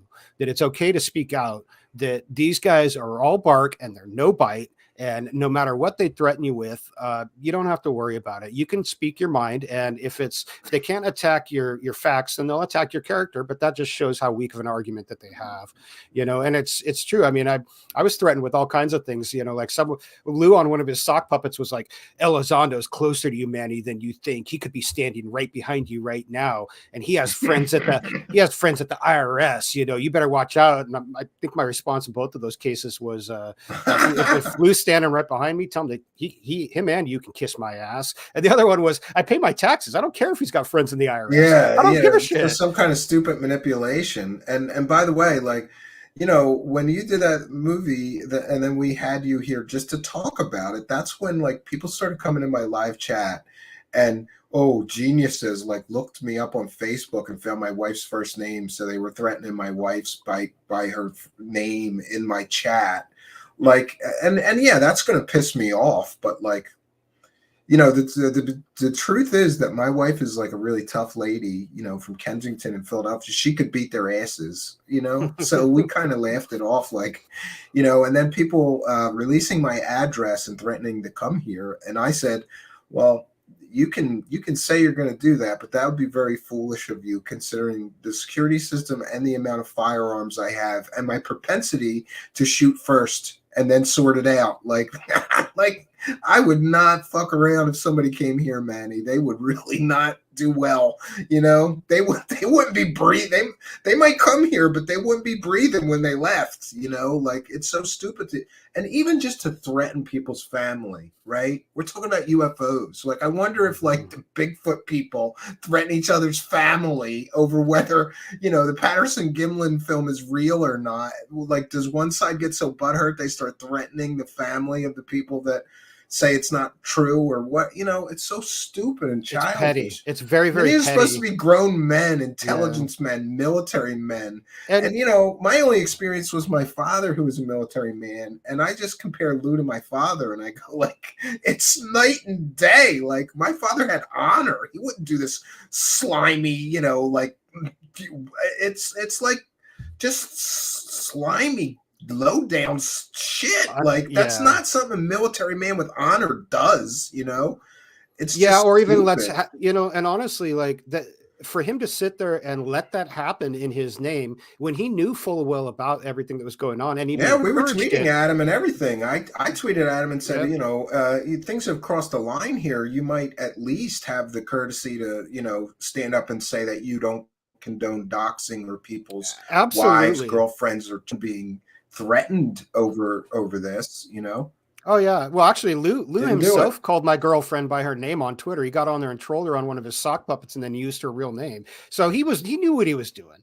He knew what he was doing. He was behind it, and he thought he had plausible deniability because he was hiding behind a sock puppet. But his sock puppets are so transparently him. He doesn't even try to hide the way that he talks or the things that he says or the documents that he posts. I mean, when you see a sock puppet and it's got 12 posts and 5 of them are that stupid Harry Reid letter defending Lou Elizondo, it's him, because nobody else posts that stupid letter because it doesn't mean anything.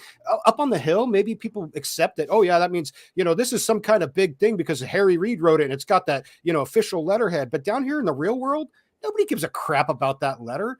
I mean, I could hold up a letter that says that I'm POTUS. People aren't going to be singing "Hail to the Chief" to me, are they? Like I'm moving to the White House tomorrow. Like nobody cares. Yeah, but listen, we have to be careful because of Mr. Lawyer Todd McMurdy. So just allegedly, he was using sock accounts, or the opinions expressed by this guy are his alone, and not necessarily let me just say this, Mr. by McMurdy, the show or the show host. My source that works at Twitter, who has access to their console, has confirmed that for me that those were his. So if you want to go there, shots fired. If you want to go there, McMurdy, do it. Do it. I hope your boy covered his ass a lot better than he thinks he did. Yeah, I don't. He doesn't come across as being a particularly technically astute individual to me. Yeah. Right? He can barely work his iPhone, so I don't think he's taking the proper steps. And thank you, My Flock is Everywhere, for your kindness, generosity, and support of the show. 503, your base is hell, brother. You're my friend forever. Thank you. This is Trixie at the exclusive Truthseekers UFO desk. And I like nothing more than getting down on my knees and praising the cash. Every time you donate, I'm gonna get down on my knees and praise the cash. Praise the cash. Praise the cash. Thank you for your generosity. Thank you, My Flock is Everywhere, and for being a member, and for everyone tonight, for your kindness, generosity, and support of the show. Yeah, it's amazing where this has gone to, and the lengths that people will go to try to maintain their grift or illusion or narrative or CIA psyop, if you will. Lots of possibilities, you know. I don't think that this is going to go good for the. I think, Manny, you can remember this. There was a time when there was the same vitriol and all kinds of attack dogs and fake Twitter accounts and everything surrounding TTSA. And then eventually, when enough dirt came out that was all bullshit, all those accounts went away, and Lou sort of took over. I don't know what happened, but then it became, if you said anything about Lou after he left TTSA, I think it was a lot of those same people or a lot of the same crowd or whatever would attack you really viciously. I think that's going to be falling away soon too, just like it did for TTSA, because after a while it becomes too obvious that this is all, deception to keep up an army of people trying to aid in that deception any further. Eventually it just collapses like, the like house a broken of cards window. Yeah. And you can only juggle so much. And I think that's why you're seeing Elizondo has phased more. He's phased out a little bit more. He's not on social media as much. He's definitely isn't doing, the live streams like he was. He's gone with that. They've tried to put other people in his place to replace him, like Sean Cahill, who really didn't do a very good job. Yeah. And Gary Nolan. Right. Yeah, Nolan. Mr. Oh my Mascara. God. Come on, man. I'm sending that. Dude, I got his address. Listen. And Lord Ludacris says 166 watching, 96 likes. Come on, hitting the like button is free. Subscribing is free. Do something nice and treat yourself. Yes. I'm an asshole, Manny, and that guy was very rude to me, Gary Nolan. I just asked him some very, very real questions because apparently I found out that if you're a professor at Stanford, you have to go by the Stanford Code of Ethics, and it's completely against the Stanford Code of Ethics to profit personally by using Stanford equipment, personnel, students, right? And he has admitted that he's used Stanford equipment, personnel, students to help UFO grifters sell fake stories. So I simply asked him if that was against the Stanford Code of Ethics, and he got real pissed off and sent me some nasty email that I was, fomenting conspiracy theories about him or something. And so, but one thing I noticed is that in a lot of his interviews, he's wearing very heavy mascara on his eyelashes. I swear to God, like other people have said I'm right? Look at him in some of those interviews. He's wearing mascara. So I found the address of one of his labs, right, in Stanford. I got the address. I'm sending him a case of mascara. That's what I'm doing for Gary Nolan.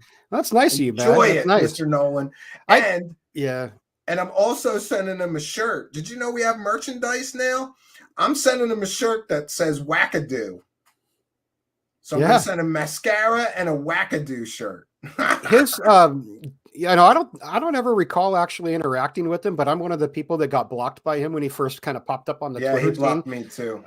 Maybe he heard about me. I don't know. I mean, a lot of people have blocked me that I've never interacted with. It was like there was a group of people who had a little secret mailing list or forum somewhere where they're like, hey, block these people, I don't know, but Nolan strikes me as just one of the most pompous, arrogant idiots I've ever met in my life, to be honest with you. I can't take people like him who think that they're the smartest guy in the room, no matter what room they're in. And that's definitely him. Saying that somebody mentioned in the chat that he suggested canceling Mick West. And I'm like, why? Mick West, if you can't argue against Mick West, who's one of the most patient and understandable. Don't complain about Mick West. I saw a meme. Don't complain about Mick West. Get better evidence. Don't get better evidence. Mick West. Get better evidence. It's very fair. And yeah, isn't Gary the guy who was supposed to be analyzing Ross Coulthart's ball shavings for us? Is that the same guy? Yeah. Who took a hammer and chisel to the sphere to take a metal sample and then used a tape measure to measure a sphere? It's so ridiculous. The ball shavings. And he's going to analyze. And they promised everybody that they promised everybody they had, quote, conclusive proof of alien technology, all confirmed by this man. And it's 6 months later, we don't got shit. They didn't have nothing. They had nothing. Big nothing burger. Yeah. So, I mean, he's just, that guy likes to talk and talk and talk, but, he doesn't really, and he must probably good at whatever it is he does. Is he like an electrical engineer or something, I think is his major? I mean, no, I think immunology. Oh, is he an immunologist also? Oh, like him and Lou, the two of them. Yeah. And he's real big fans and buddies with Fauci. So that, nothing says nothing says quality science guy like big buddies with Fauci. Yeah, he when Fauci retired, he sent him like a bromance message, like of how great work he's done, and okay, this is pretty interesting. But for him to think he speaks as if he's the gospel and his word is bond and everything else. If you he just said that anecdotes are evidence. Anecdotes are evidence. Yeah. Come on. He said he's that trying to explain away the fact that all they have is stories and no goddamn real evidence. Well, and when he first got on the scene, one of the things that really tipped my hand away from him was when he said that, your everyday people can't afford to talk about and think about aliens and UFOs because we're too busy trying to keep our lights on and our bills paid and feed ourselves. And I'm like, you know what, asshole? Some of us do both. All right. Some of us have to, take care of all these things. And we don't live in a little, rich, entitled little bubble like this guy does, where he gets stipends from an endowment and, doesn't have to, worry about He's where got his research next meal's going to come. Yes. Yeah. Research but that doesn't mean that we can't also talk about ufology or that we're not also worried about things bigger than ourselves. It just means that we have more, I guess, morals and more maturity than he does because he can't put himself in our position. Well, what did it for me was he sort of really entered the scene big with Greer and with Stephen Greer. And, that whole Atacama humanoid, literally Greer made millions of dollars on that. And he did so by waiting on the analysis until after the documentary was over. Like, it's not a coincidence, multi-million-dollar documentary. Nolan's going to get the goods. We're going to do all the lab. We're going to find out what this thing is. And then the documentary ends. And then a few months later, we find out it's nothing. It's a deformed humanoid. They run away with the money. And, it's too convenient. Like, you couldn't wait a few months to get the results before you ended the documentary and put it out and made millions of dollars. That was intentional. Whether it was intentional on Nolan's part, I don't know, but it was definitely intentionally. That's another totally manipulated situation, totally manipulated story, all for profit, right? Because there's no money if you say this is a deformed human, Yeah, it's Hype kind it of up the as same an thing alien for 2 years. as Jim Fox did in his last film, where he's like, after the film came out, he's like, "Oh, I know there's footage out there, and I'm going to get it." And he made all these promises about stuff that to this day have not come through. You're going to get it, And you know, as definitely someone going who to get it. Yeah. makes films, I'll tell you, you wouldn't do that. If there was even an inkling that you were going to get that footage, he would have delayed that film for 3 months, 6 months, 9 months, or 12 months, as long as it took to get that footage. If he believed that footage were real, he would never have released it, because that footage would have made him. That would have been the money shot. Of course, that's the difference between having a film that flops and one that makes you millions and millions of dollars. 20 million, yeah. Yeah, I mean, there's no telling how much he could have made off that. And meanwhile, in that film, the only new evidence that he had was an anonymous source that no one else is allowed to, he had anonymous sources, several anonymous sources that no one else is allowed to meet, to vet, to interview, to even find out if they really are real. He could have, and people got mad at me for saying it, but it's true. He could have just paid actors and given them a script and said, these are anonymous sources coming forward. We don't have, unless other people can verify and vet those sources. I would not put it past one of these UFO grifter profiteers to just totally fake a so-called whistleblower or a witness and put them on a screen and shade them, or film them from behind. Oh, or like whatever. we never heard of somebody faking a CIA actor to fucking read us something that wasn't true, and make a deathbed confession, that was completely untrue. I mean, it wouldn't be the first time somebody's done that, or made a career off of a story that wasn't true, like George Knapp, Jeremy Corbell, some of these other people who are popping up. All these other people. Yeah, so I don't trust, I'm sorry, but especially when that's all you have for new evidence to sell a story that's already been sold 10 times.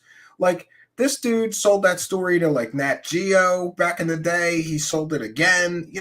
This is like, he's just recycling the story he hasn't proved the last time, with so-called new evidence, but it's anonymous sources no one can verify, or even, we don't even know for sure that they're real people or anything. And I don't trust these grifters anymore. Yeah, and I think especially in this field, you need to be skeptical when someone claims to have a source like that. We really need to be, because it's been abused and abused and abused. I mean, we're not talking, even the Wall Street Journal, as we see, can be abused, and people can use their unnamed sources, improperly. Elizondo talks about how to sell a fake story. Yeah, Elizondo was talking about his 60 Minutes interview about how 5 minutes before they were going to shoot it or go live with it, one of the producers got cold feet and said, "This is garbage. We can't air this. This is BS. There's nothing to back this guy's story up." And somebody made a phone call to somebody else who said, "No, we've confirmed his story is authentic." I don't know who they called. It could have been Harry Reid, could have been Chris Mellon. And Chris Mellon's like, "Sure, yeah, could have been the Burger King." Mom, I'm filming a TV show, Mom. Yeah, whoever it was, the producer who had cold feet said, "No, we can go ahead with it." I mean, but that doesn't mean that I have to believe it, and I'm not going to. There are certain times when I believe that, when I read an unbiased article that's talking about a recent development on the Hill, sometimes I'll believe that they have an inside source. If it's not a bias, if they're just saying one thing, yes, I'm confirming that this was talked about. I'm confirming that leaked, Supreme Court brief was actually about Roe versus Wade. Yes. Okay. We're going to believe that because the brief has been leaked. You know what I mean? So it's not when they have a whole story that they're selling that's changing over 5 years. No. We're done with anonymous sources, and now you've got people like this Christopher Sharp in the Liberation Times who write an article that's got sources close to the matter said. Yeah. Oh my God, it's ridiculous. That's that joke meme that I have. A source told me that a source said that a source said, it's just so ridiculous. And thank you, Compluzaire. Steve and Manny, two brothers out there for realness. Thank you for your kindness, generosity, and support of the show. It is much, much appreciated. This is Trixie from Truthseekers, thanking you for your generosity. I'm gonna praise the cash so hard, I'm gonna need a fake med bed to bring me back to life. I want a fake med bed. You can make a lot of money scamming people with med beds, Manny. I want a real med bed. Are you kidding me? Like, it cures everything. You know how much money you'd make off of that if you could actually have that technology? I mean, you could. It'd change the world. Age regress people back to 18. That would be awesome. Yeah, right? Cure cancer. Do skateboard something real again. With it. Yeah. My kid got a skateboard, Manny, and I used to skateboard, and he got a couple. He got a good skateboard, so I was showing him how to use it outside, and I'm like, boy, it's been a long time since I've been on one of these. I wonder if I could still do this. Apparently not. No, I cannot ride a skateboard anymore. No. Yeah, the mind is willing. The body is going to try again hold you back. Yeah. Yeah. So Steve Long said something there. Well, in we're the chat coming about up how, on. We're coming up. Oh, sorry, I Yeah. didn't talk over you. Steve Long said, "What? Go ahead." I was talking about the New York Times article Helene Cooper wrote in 2017, and about how she apparently had some cold feet about running the story, but that an editor confirmed the source with someone in DC. And at that point, it probably was Harry Reid, because I don't think he passed on till, was it 2020, 2021? I think he passed. So they may have called up Harry Reid, and Harry Reid's like, run it, it's true. But again, in the real world, as we know now, that's Manny. They did the wackadoo super duper prover maneuver. Do you know what that? Do you know about that? It's called the wackadoo super duper prover maneuver. That's when you got one wackadoo making fantastical out of this world claims that you can't confirm. So you just find another wackadoo to confirm the first wackadoo. It's called the wackadoo super duper prover maneuver. Yeah. And Reid would be a good one. I mean, like he really threw his reputation in the can for this. You know, he went all in on this one, you know, knowing probably that he was at the end of his years, and you know, like, and he seems like he probably believed that what he was saying was true, you know, like that he was going to find out about these UFOs or whatever. I mean, but who knows? He might have just been playing the whole thing. Might have been just Bigelow's influence on him. We know that they were real close pals. We know that Bigelow got a lot of this money from these programs. So like, how can you overlook that and say that it was clearly an altruistic program when there was clearly financial benefit in it for his constituent and donor and friend? I mean, it just reeks of a bacon program, of a kickback program, you know, that was given no bid to his buddy to study something that either he wanted to study or to just get paid to study nothing, you know, to throw a bunch of papers at the Pentagon and say, here's what your 22 million got you, you know, a bunch of not werewolves and dino beavers. That's right. What we got stories of, dude. How much, man? You can make people are making millions of dollars off of weird stories on the internet. Maybe we can make $1 million off a dino beaver story. Yeah, but this would, I mean, what people think I'm kidding. Do you know, Manny, what's in my garage right now? I'm trying to make a dino. I'm going to make one. Do it. Yeah. Make a dino beaver. Yeah. That'd be cool. You know, but what kills me about this is if people want to come up with like Cory Goode, you know, write your story down as a book and sell it as a fiction, you know, like that. If he could, he probably would have gotten sued because his story was, you know, taken from other people's stories altogether, mishmashed together. But, you know, like these people who are trying to be creative and sell their garbage as a reality and then sit in front and, you know, on the stand and say that, oh, part of my gig is to sell this as if it's true, even though it's a lie. Like, I mean, how do people say that with a straight face? You know, we're not talking about Star Wars here. It would be like if George Lucas tried to say that this was a real story, you know, that Luke Skywalker, Darth Vader. Yeah, well, I want to ask you, because you know, we broke those depositions, and I have to say we did that at probably great personal and business risk. And he did. Oh, by the way, I want to make something very clear. So some jerk off is running around saying that all these people threaten to sue me, and no, but the one threat letter that I did receive was due to those Cory Goode depositions. He threatened me to take them down and to preserve all electronic documents, and you know, he was going to try to subpoena me to see who gave them to me. And luckily for me, I live in the state of Pennsylvania, where there's a very strong journalist shield law. And I would not comply even with a subpoena for my electronic records. And I told him that. And we went right along and we published them. Because this man made money for like 7 or 8 years telling everybody his stories were true stories. And then under oath in a deposition, he said that he made it up. And I thought this is in the public's best interest to know, especially the UFO community that's giving this guy money. He's saying these stories are true. But then Manny, he thought that no one would ever see those depositions. His lawyer screwed up. She thought she could mark them all confidential. She didn't file the proper paperwork in time, and she would have had a timestamp what was confidential and what wasn't. You can't just mark an entire deposition.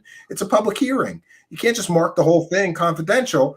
So we were legally okay, as far as I understand so far, to release them, but he did threaten us to, you know, he was going to try to see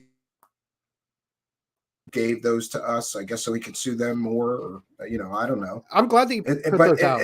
Isn't it interesting that Yeah, he makes money for 8 years saying all my stories are true stories. I've been to Mars and the moon and all this stupid nonsense. And then under oath, like he gets asked straight out, you ever been to the moon? You ever been to Mars? No, not physically. No, you know. And so, but isn't it interesting? We were talking about how these people just want to be given fairy tales and they want people to tell them what they want to believe is true.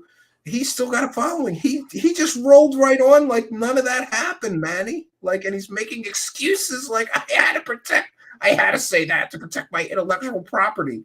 So you lied under oath? Is that what you're saying? Like this is so stupid. This is the circus. I'm glad that you put that out despite the threats, because that's definitely, what we would call in journalism. I almost caved. I swear I almost caved. I couldn't make a decision and then I flipped a coin and the coin said do it. And then I flipped the coin again and the coin said do it. And I just said, people deserve to know that this man lied or is a proven liar. They deserve to know one way or the other he's a liar. Either he was lying when he said this was all true or he lied under oath. And then why would you believe a proven liar going forward about all kinds of fantastical alien stories? He's already been proven. So I thought it was important. Like people need to know this stuff. Well, yeah, to the tunes of millions of dollars too, because he's claiming that Gaia made, I think, something outrageous, 200 million or something. Did he claim that? It's ridiculous. Somebody proved that he claimed that they made $300 million. The stock valuation went up that much while he was there over 5 years. But people proved like the year he left, their revenue was only like $8 million for the year or for the time he was there. So he, like anything, he exaggerates. He said, oh, my intellectual property is worth so much money. This company made $300 million. No, he was one show out of a 24-hour stream cycle.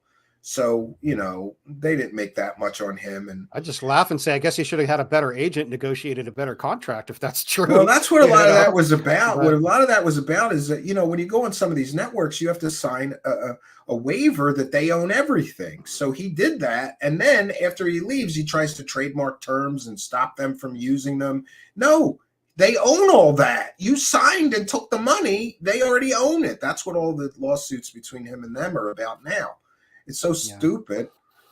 I think the public definitely had an interest, though, like you said, for somebody who claimed for years and years and years that the story that they were perpetuating was true and then admitted under oath that it wasn't. I think that's definitely newsworthy and had to come out. And I'm glad that it did. Never, And by the way, somebody released one, but we were the only person that got all of them. Somebody released one, which most people would consider the most damaging one. I think it's deposition 3, where he admits he's never been to space and things like that. But there was revelations through the whole thing that I thought were important. So we, do it, Yeah. I wish more people would do stuff like that instead of doing the circle jerk, right? Well, there had to be other people out there who knew, there had to be people out there who could have blown the whistle. There had to be complicit journalists who were perpetuating these stories. People like I don't know if you Jimmy Church, who was out there like Jimmy Church. Yeah, they're not journalists. They're garbage peddlers. So they love garbage. They love garbage that they can peddle and make money from. They don't care if it's garbage. And I've heard a lot of people make excuse for Church, especially. And, I just think that that's the old way of doing things. And that way, those people and that way of doing things of just like, let people have their truth, man. That's his truth or whatever. Well, if you frame it as such, discernment, if you frame it as somebody's truth, like if you frame it as their version and you're not trying to pass it off as historical fact, I don't have a problem with that. I know the difference between somebody's personal truth and a ground truth. Like if somebody can speak their perspective and their perceptions, that's fine. But when he frames it, when people are like, Cory, were you a part of the secret space program? He's like, yup. Did you live on another planet? He's like, yep, it's 100% true. I built bases on Mars. I did a 10-year tour on another planet and came back. No. Thank you, Mike Flock is everywhere, for the kind and generous 99 cents super sticker and for being a member, longtime show supporter. Yeah, I don't know what's next. To be honest with you, Manny, this whole week is like just shit all over all of this. Like that's my week. I'm just shitting on all of it. Jeremy Corbell, David Wilcock, Cory Goode, Lou Elizondo, and Stephen Greer. That's a lot of the top tier garbage peddlers. I'm just shitting all over it this week, and I don't care. And you know what? If you want fairy tales, then and do all you have to do. Those mental gymnastics, you better get a good diet plan because your brain's going to explode from the amount of mental gymnastics that you need to do to believe these assholes. I'm done. If people want a fiction, go out and watch a George Lucas movie. Go read a book by like Stephen King or Dean Koontz or any good science fiction. Yeah, good science fiction movie. Pick up an old Heinlein book. Don't go to these clowns because these guys are hacks. They're terrible. And Jeremy Corbell's quickly rising to the top. I think that is the hook, though, that people want to believe that it is a true story. Yeah, I mean, we all want to believe the fantastic, but long and hard. Yeah.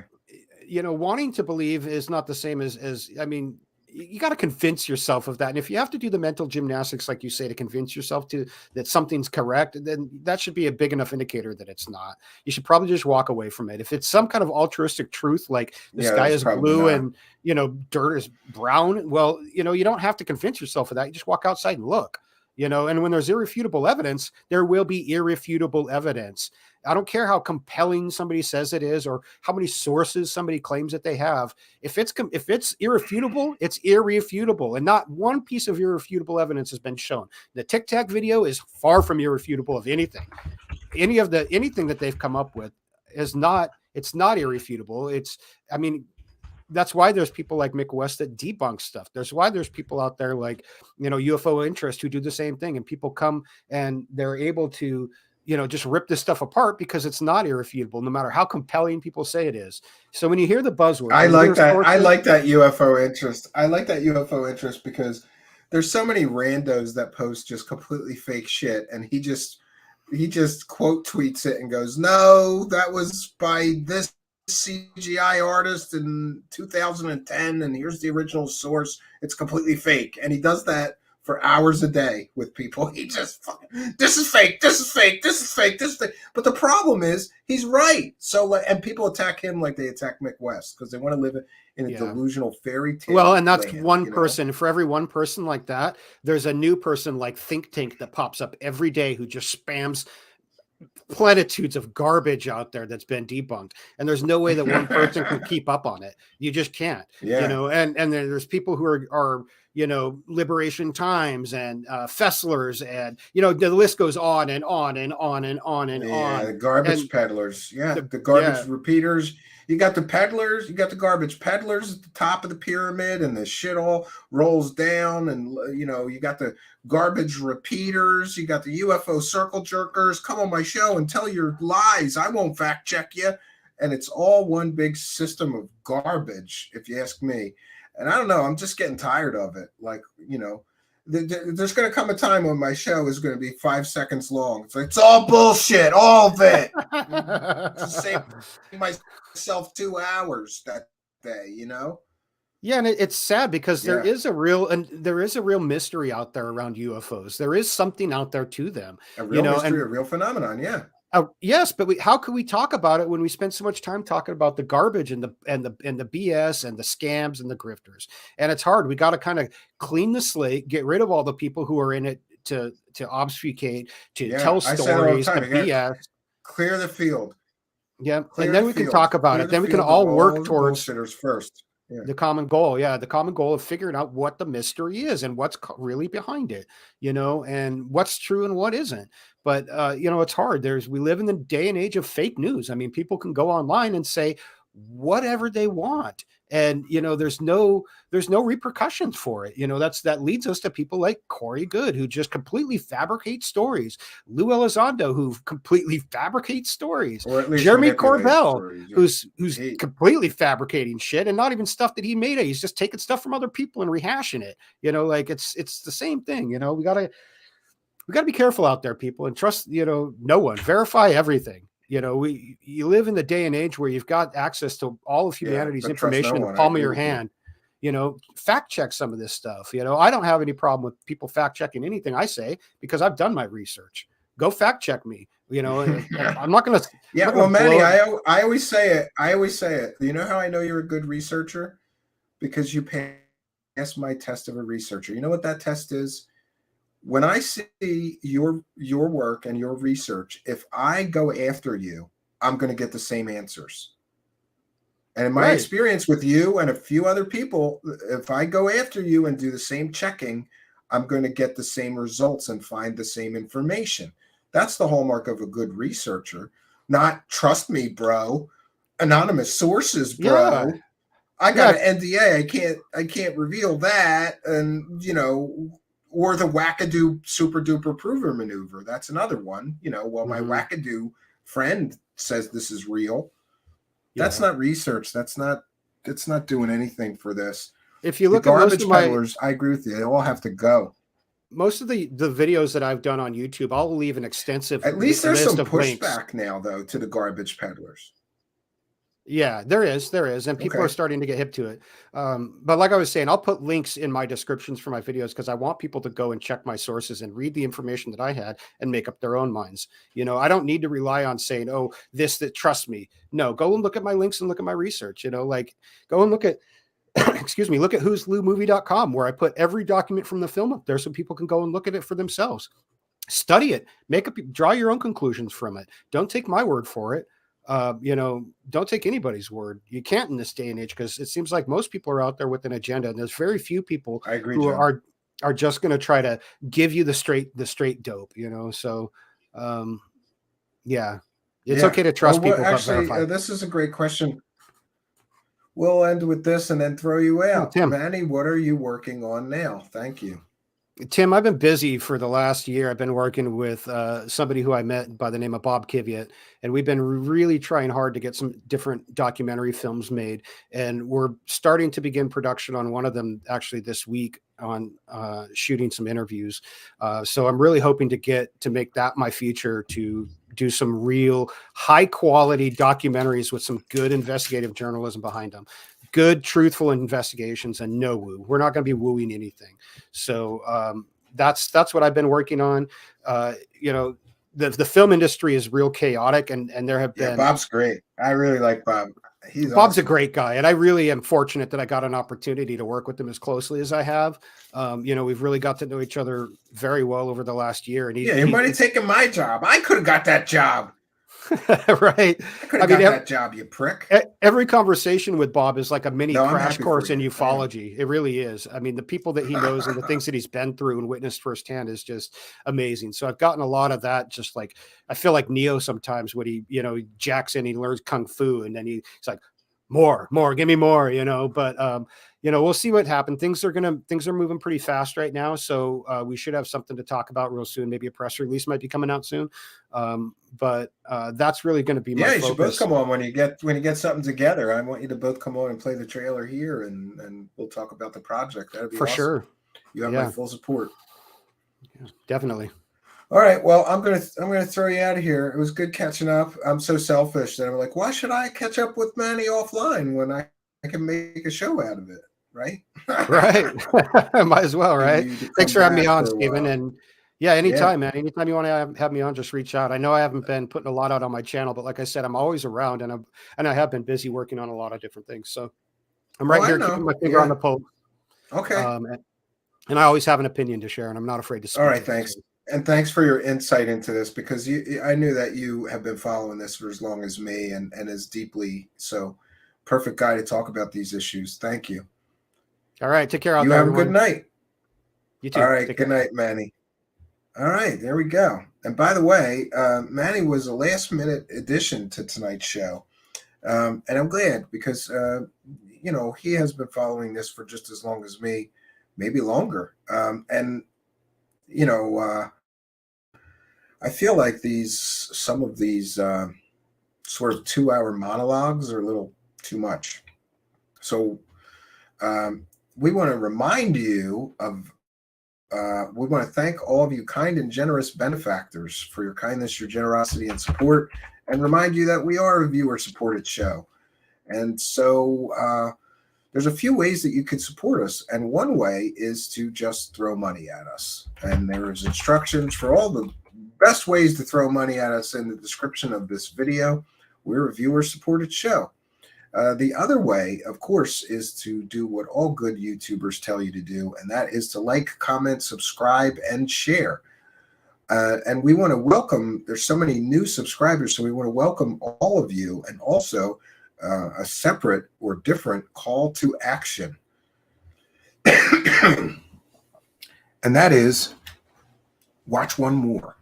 If you watched tonight and you enjoyed tonight's presentation, or I don't want to call tonight an interview, it was more like a conversation, please do us a favor here and watch one more show. Because that really, really helps the algorithm. I'm told more than anything by somebody who understands these YouTube algorithms much more than me, because it shows the YouTube algorithm or alerts it to the fact that we make content good enough that people come here and watch one show and then they come back and watch another one.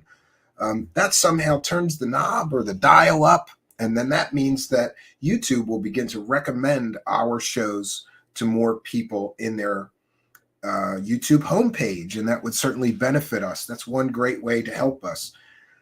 And we've read all the super chats. We read every single one, and we also read all the PayPal pledges. I want to thank Sweet Caroline, who I missed. She hasn't been around. Sweet Caroline with a kind and generous $10 PayPal says, I know I've been missing in action. Sorry. Great show tonight. Laugh my ass off because we all know Lou is a joker. Sweet Caroline. Well, we miss you, Sweet Caroline, and I at least I did. I'm sure everyone has. And thank you for your kindness, your generosity, and support of the show. Mark Tarana is in the live chat, and he is sharing the link to the Who's Lou documentary from the Odyssey link. Pardon me. And Mr. Ian is here and saying, please remember to like and subscribe. Yes, it really, really does help. The other thing that I wanted to remind everyone of is that we now have a merchandise store. I'm so glad that that's just, to be honest with you, I'm just glad it's over because people have been asking me for, do you have T-shirts? You should have T-shirts for a long, long time. And it's just one of those things that's been on my list of things to do that we never got through. But we got through it thanks to the kindness and generosity of one of our viewers. And it now available on Amazon is the Truthseekers merchandise store. Look, you could get yourself a Warning Wackadoo shirt. Yeah, you could get yourself a Professional Wackadoo Translator t-shirt. I like this one. Yeah, I'm a Professional Wackadoo Translator. And these are available in all colors, all sizes. So whatever it is you're looking for. And we have Avian Lives Matter, Reptilian Lives Matter. Our journey begins shortly. Some of our taglines. There's one that says, don't sue me, bro. That's my personal favorite. I feel like I should wear that one every show, right? And there's welcome to the land of make-believe. You could be a Cosmic Con shuffler, right? And by the way, our friend who set this up did an amazing job, and we want to thank him for all of his hard work because, he did all these designs, got the storefront going. The link to our merchandise store is in the description of the video. And we thank all of you for your support. That's just another way. I know a lot of people have said do the shirts because people like to get something, right? Instead of just going, here's some money and getting a thank you. But you have our thank you either way because we're a viewer-supported show. And these things help us to continue producing content and also to not sell out and become circle jerkers, right? Some shows just sell out and they will become part of the lie. We're doing our very best not to do that. And we're a viewer-supported show. So here is our wonderful announcer with the golden voice, Mr. Ian, to let you know how you can help support the show. But the show's not over. I'll be right back to take comments and questions from the live chat in just 2 minutes.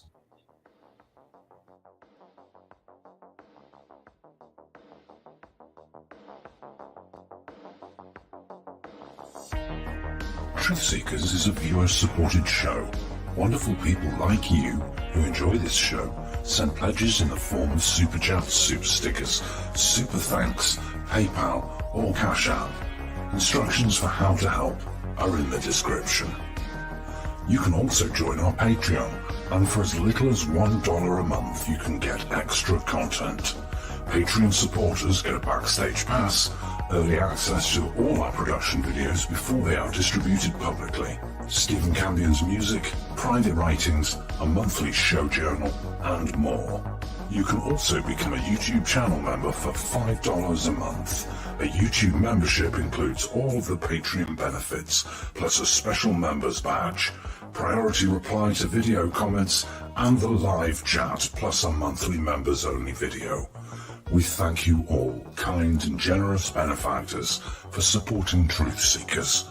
Thank you for your generosity and support.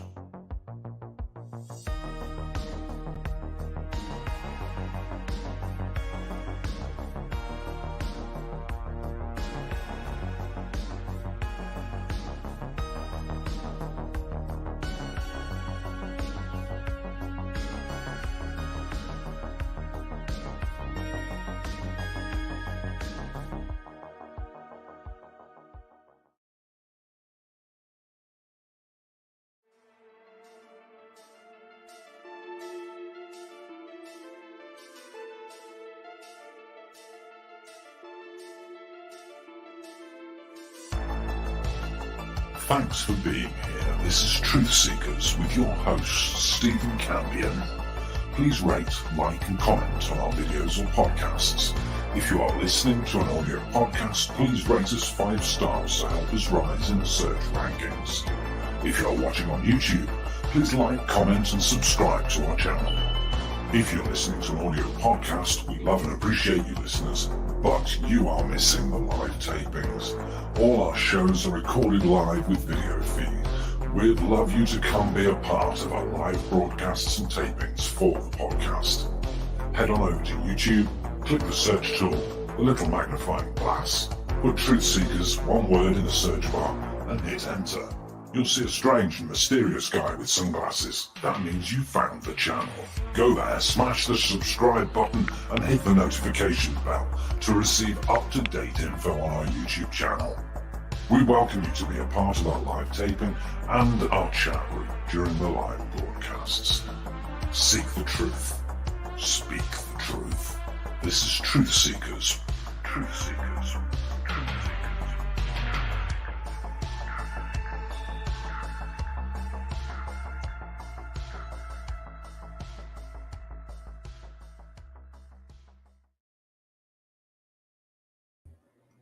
Okay, so we are back, and I've got a little more time to share with you, so we'll take some comments and questions from the live chat. As always, please put them in all capital letters. All capital letters really helps me. That lets me know that you want me to share your comment on the screen or talk about it. It really, really does help. Some of you know I'm visually impaired, so those caps really does help me. But I do have all my monitor settings dialed in, so it's not quite as important as it used to be, right? I'm here like Mr. Magoo in the beginning when we started the show. Like, I can't even see the comments to share them. Now we're good. We got things dialed in, right? Stephen, please show the Media Talking Heads shopping site. Long live Truth Seekers. Well, thank you, Amy Collins. I'm not sure what you mean by that. The Media Talking Heads shopping site? I'm not sure what that is. I'd be happy to share it. Manny, they made friends, but kind of belittled themselves in the process. Yeah.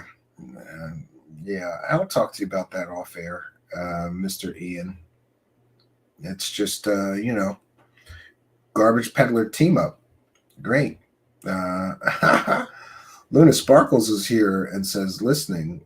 Yeah, Area 503 is now in the live chat. We want to make sure that we thank Manny. And I'm a terrible show host, so I promise you, Manny, I'll put your YouTube channel link in the description of this video. Otherwise, people, you can just go and just search for Area 503 in the YouTube search bar. You'll find his YouTube channel. There's an excellent piece, if you're more interested in TTSA, there's an excellent piece following the money trail of TTSA and also the Who's Lou documentary and much, much more. If you enjoyed his insight tonight, you'll like his videos. And there's hope for all of us. And even though I think he's a prick for taking my job with Bob Kiviat, that was my job, dude. I was going to get that job, right? But Manny was in front of me somehow, and he slithered in there and took my job from Bob Kiviat. Like, I was going to work for Bob Kiviat, the producer of Alien Autopsy, and but he only had one job, and somehow Manny got the job, right? But I don't hate him for it. Yeah, I'm hoping they're going to do really well, and then there'll be another job since he took mine, right? Prick. No, I do mean that there's hope for all of us.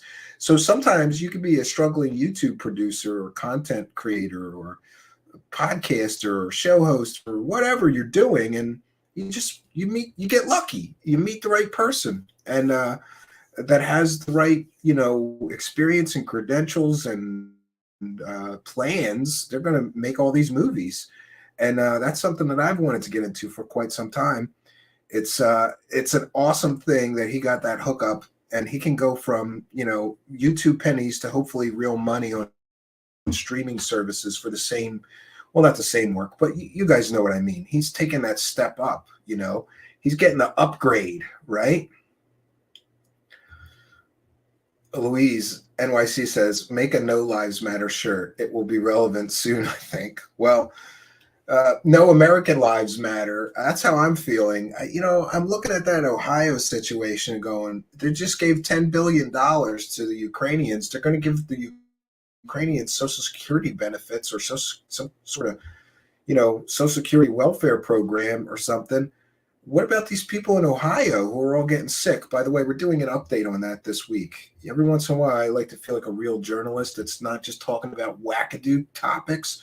So we're going to do an update on the Ohio. I'm calling it the Ohio environmental disaster. People's pets are dying. Everybody's getting sick. We're going to have a whole lot of updates for you. And it appears that I'm going to call it the toxic zone is growing.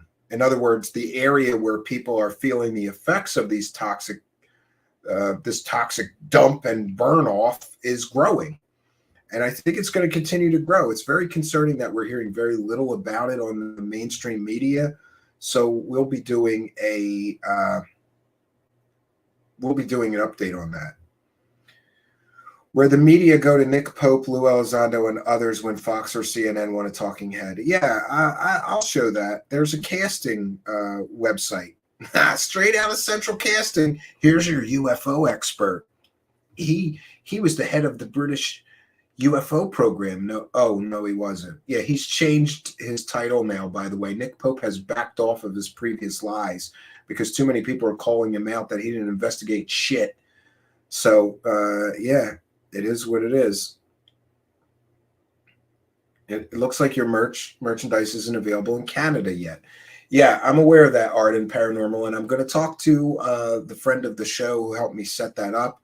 I think it's available first in the United States, and then it will be available in other countries. I'm going to talk to him about that, and we'll have some more information about when it will be available soon. But we thank you. Do you know the book of Frank Schatzing, The Swarm, brand new blockbuster series just released in Europe, most expensive TV series ever made, and a very, very cool story. Well, complicated. I will put it on my list of things to watch out for, but is it in English? I hate subtitled. I can't read a whole series or a movie. Occasionally I've had girlfriends that like foreign movies, and I always sat there and try to be polite, but I don't want to read a movie. And subtitles where it's out of sync, it just reminds me of kung fu movies I used to watch when I was a little kid. You killed my father. Now you must die. I couldn't stand those, but I did watch them as a kid. Kung fu movies were awesome. They had Kung Fu Theater. Remember that? Some of you are old enough to remember Kung Fu Theater. It was on at Saturday and Sunday on the crappy VHF channels, showing my age here, right? Yeah, I'm sorry, Art and Paranormal. I don't know. I really don't know what's going on with that. I'm going to have to ask him and get back to you. There's several people Oh yeah, Calcorphus here says new website. Congratulations! Thanks for reminding me. That's another thing that we've done. We've had a lot of major upgrades in the past couple of months. We've upgraded to this incredible distribution network, only half of which has fallen apart. There's some issues there that we're dealing with that I have to attend to with BitChute and especially Odyssey.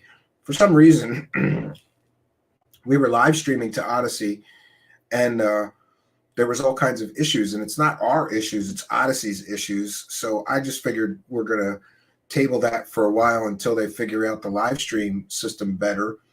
I'm going to check back in with that. And then BitChute, we kind of stopped uploading to it. I keep saying every day I'm going to start uploading episodes there again, get it caught up, but we're a month behind, so that's a lot of work, but I will do it. But the other upgrade that we have had, besides the merchandise store and the distribution network lately, has been our very own website. I'll share my screen and share that with you.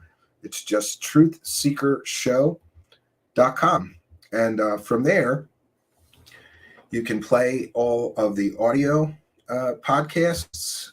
You can check in with all the latest audio. There's, for those unaware, when we started the audio podcast, we were more than a year behind of shows that we never broadcast on Spreaker or the Audio Podcast Network. So we're catching up, cycling them all through, a few a day. There's always 2 or 3 a day, new content on the audio podcast platform every day. And then right from the website, again, it's truthseekershow.com. So one truth seeker and then the word show.com. Right from the website, you can get all the latest videos as well. And I think this is good because it gives people one place on the internet. It works good on phones, tablets, PCs, wherever your smart TVs. It works everywhere, and you can get all of our latest content. I also want to encourage you to sign up for a mailing list, which right now the mailing list just says get notified of new episodes. I'm going to change that to sign up for a mailing list, but it'll send you a notice. So you have people who tell me, and people tell me all the time, I didn't get the YouTube notification. Sign up for this here on our website. Just click this, get notified of new website. You put your email address in there, and we really don't spam you. We just send you a little email that says new audio episode, new video episode. So you'll stay up to date, but I will be doing a newsletter starting next month. We're going to have a monthly newsletter that's going to be talking about, now I'm going to do it early in the month. So the first week of March, hopefully, I will send it out to everybody that signs up on the website. And you're going to get a little bit of a look into that month's guests and projects and plans and episodes that we are working on or developing. It's a great way to stay in touch, especially in this era of, quite honestly, censorship. Should something happen, especially, it's good to have a way for us to communicate. So sign up for the mailing list. Just sign up for the notifications for new episodes for now. Got to change that button. We'll do it. So any more problems or problems? I'm sorry, I saw the context is here. The problem with UFO grifters is they always want you to believe in their flying sources. Yeah, that's a good pun, I suppose. How you doing, Daniel? See, there's hope for all of us. Apparently, all my friends get the good jobs, right? The people that I know that are content creators on YouTube, they all get good jobs, right? I get left here, right, in YouTube. But they, like I told you, Manny, our guest tonight, he got a job. Daniel, our guest tonight got a job. I think it was my job, and he took it. He got a job with Bob Kiviat, the producer of Alien Autopsy film and Unsolved Mysteries and, UFOs, Fact or Fiction or whatever. Amazing guy. He got a real job. Well, they're going to be making films together. And Daniel, the last I heard, didn't you get a job for Rebel News as a real journalist? Everybody's getting a big, jump in their careers out of their YouTube content. Mine must be terrible because we're still waiting. Still waiting. B. Baker timed him out. He took too much meth again. Oh. Mr. We got to come up with a good name, because there's a person in the live chat that just spews like a bunch of nonsense. And I guess people are starting to time him out because he's spewing too much. He just posts nonsensical stuff. You will have a Gaia show soon enough. All right. I'm in the money. I'm going to be making those Gaia dollars. That's right. That's right. I'm going to be making those Gaia dollars soon enough. I believe that. So there we go. Any more questions or comments? I saw the word problem and I'm like, trust me, I got enough problems. I got 99 problems and I don't need another one. I almost volunteered. If you have any problems, give them to me. No. Questions or comments, please put them in all capital letters. Yeah, I agree. Unknown Sender says 6 times trail rail car south of Tampa derailed today. 1 liquid propane seems being handled, none leaked. Yeah, I saw that. I definitely saw that. So good stuff. At least that didn't turn into like a big tragedy like some of the other situations did, you know? And what is it? Why is things coming in waves, right? Like there was all of those balloons, and then we got all of those train derailments all in a row. It's almost as if they're trying to distract us from something. I don't know, right? Bob is slightly neurodivergent, bless him. Well, I have an autistic child, so I try to be tolerant and accepting of those people, right?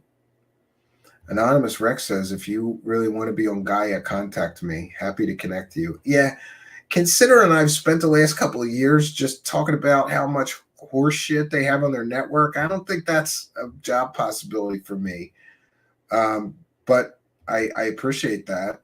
Wanting to see Swarm on the list. Have you played Atomic Heart yet? I deleted it already. Art and Paranormal says the website looks great. Well, thank you for your kindness. I appreciate it. These are huge things. For those unaware, if you're trying to make videos on YouTube or live streams or podcasts, you don't have time for all this extra stuff, but people want it, and they're right. We should have had a website, I don't know about right from the start of the show, but yeah. And we should have had merchandise. I don't know about right from the start of the show, but yeah, these are things. But I would say one of the problems I've always had is that I'm a much better like artist or producer or creative type than I am a business person. So I want to spend my time on the fun stuff, the creative side of things, the writing the scripts, the making the videos, the making the bumpers, the editing, the production side, the music, make music for the show or whatever.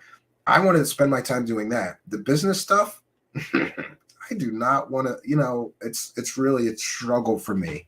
But eventually I do say, yes, these people are correct. We need to have these things, and these things need to be finished and accomplished so I can move on and go back to the creative stuff. And we spent some time doing a lot of that drudgery work, but I knew that it was important for the future of the show to do the things like increase the distribution of our show and have a website and have the merchandise available. And we're continuing to, I suppose, seize new opportunities as we finish with these opportunities, Luna Sparkle says a little guidance, but don't pressure them. Thanks. And Anonymous Rex says your productions are great. Well, thank you. I appreciate it very much. And we've got a wonderful new music video from Simon Fly we're going to play the show out with. He's the king of UFO music videos. Did you know that's a thing? There's people making UFO celebrity music videos and mashups.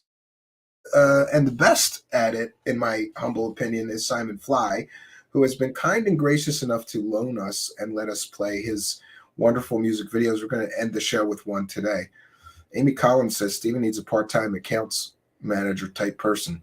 Yeah, my wife's an accountant, but I don't like asking her for help because she's busy enough, especially right now. For those unaware, If you are married to an accountant, this is the worst time of the year. It's the end of the year, beginning of the year, whatever.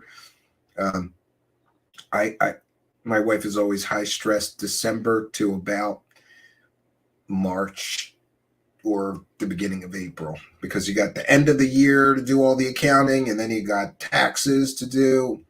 So it's her busy time. I really don't want to ask her for help. Patty Wilton has, Stephen, the creative part is your real gift. Follow your heart. Yeah, maybe someday I'll have a staff and I'll go get those t-shirts up on that website, dude, while I'm doing something that I enjoy more. You know, stranger things have happened. And yeah, and we also want to make sure that we thank Cosmic Judas. The two people that I really enjoy on Twitter are Simon Fly. Well, I enjoy a lot of people, interacting with a lot of people. But UFO Judas is the other one. One is Simon Fly, who makes all these wonderful music videos that he lets us play here that you guys enjoy. And the other one is UFO Judas. It's at Cosmic Judas on Twitter. And UFO Judas makes all of these funny videos about the personalities in UFO land, and he's kind enough to let me use some of his stuff too. And we began the show tonight with that stuff, so I want to thank him. Also want to thank Dark Journalist, who it was fair use, but I think he did say it was okay for me to use that clip of him talking about the CIA PSYOP and Lou Elizondo. I just want to thank everybody who contributed to tonight's broadcast. It's important. Ardent Paranormal says UFO Judas is awesome. Yeah, I absolutely agree with you. It just makes me laugh. And I especially like Ardent Paranormal when I haven't looked at his page for a while or been on Twitter too much, and then I go back and I see that he made 4 or 5 videos. Oh, I just I get my tea in the morning. I scroll Twitter and just laugh. He does a great job. Great job. And Complizaert says we need a Truthseekers bucket hat. Okay. Yeah. We must keep shining a spotlight on Ohio chemical spill disaster. I agree with you, Maria Rose. And even though that kind of thing is not my usual wheelhouse, I have an interview scheduled for tomorrow. I'm going to pre-record it, but I have an interview with somebody that's right on the ground 10 miles from the burn site. And he's got an incredible amount of information to share. We're going to bring it to you. I think it's very important. I feel like it's my responsibility to at least do what I can to help people learn what's really happening there, because it appears that the mainstream media, like always, is just failing to cover what is perhaps, I think it's one of the most important stories going on in the United States right now. You know, people are getting sick, people's animals are dying. Hey, then nothing to see here. It's ridiculous. So that's all we got for you, friends. I will be back tomorrow night at 9 p.m. Eastern Standard Time. And I will be back the next day. And we might do a weekend show, because it appears that there's going to be lots of snow and terrible weather at the cabin and freezing again. So I might be home this weekend. And if I am home, we're going to take advantage of that me being home, and spend some time with you guys. No place else that I would rather be. So that's all we got for you. We're going to play you out with this wonderful and we also want to thank, I almost forgot to thank him, Area503. It's Area503 on Twitter. Wonderful guest tonight. It was good catching up with him. And I hope he'll come back soon with Bob Kiviat to talk about their upcoming films. So that's all we got for you. We're going to play you out with this wonderful new song from Simon Fly. Until next time, friends, my name is Stephen Cambion. Good night, and God bless all. Consciousness. I'm an intel guy. Consciousness. I'm an intel guy. If I call your mother a hooker. If I call your mother a hooker. Consciousness. I'm an intel guy. Consciousness. I'm an intel guy. If I call your mother a hooker. If I call your mother a hooker. Consciousness. I'm an intel guy. Consciousness. I'm an intel guy. If I call your mother a hooker. If I call your mother a hooker. If I were to call your mother a prostitute. If I were to call your mother a prostitute. If I were to call your mother a prostitute. Tell me a story, Papa Lou and Mr. Graves and Nolan. Tell me a story, Papa Lou and Mr. Graves and Nolan. Tell me a story, Papa Lou and Mr. Graves and Nolan. Tell me a story,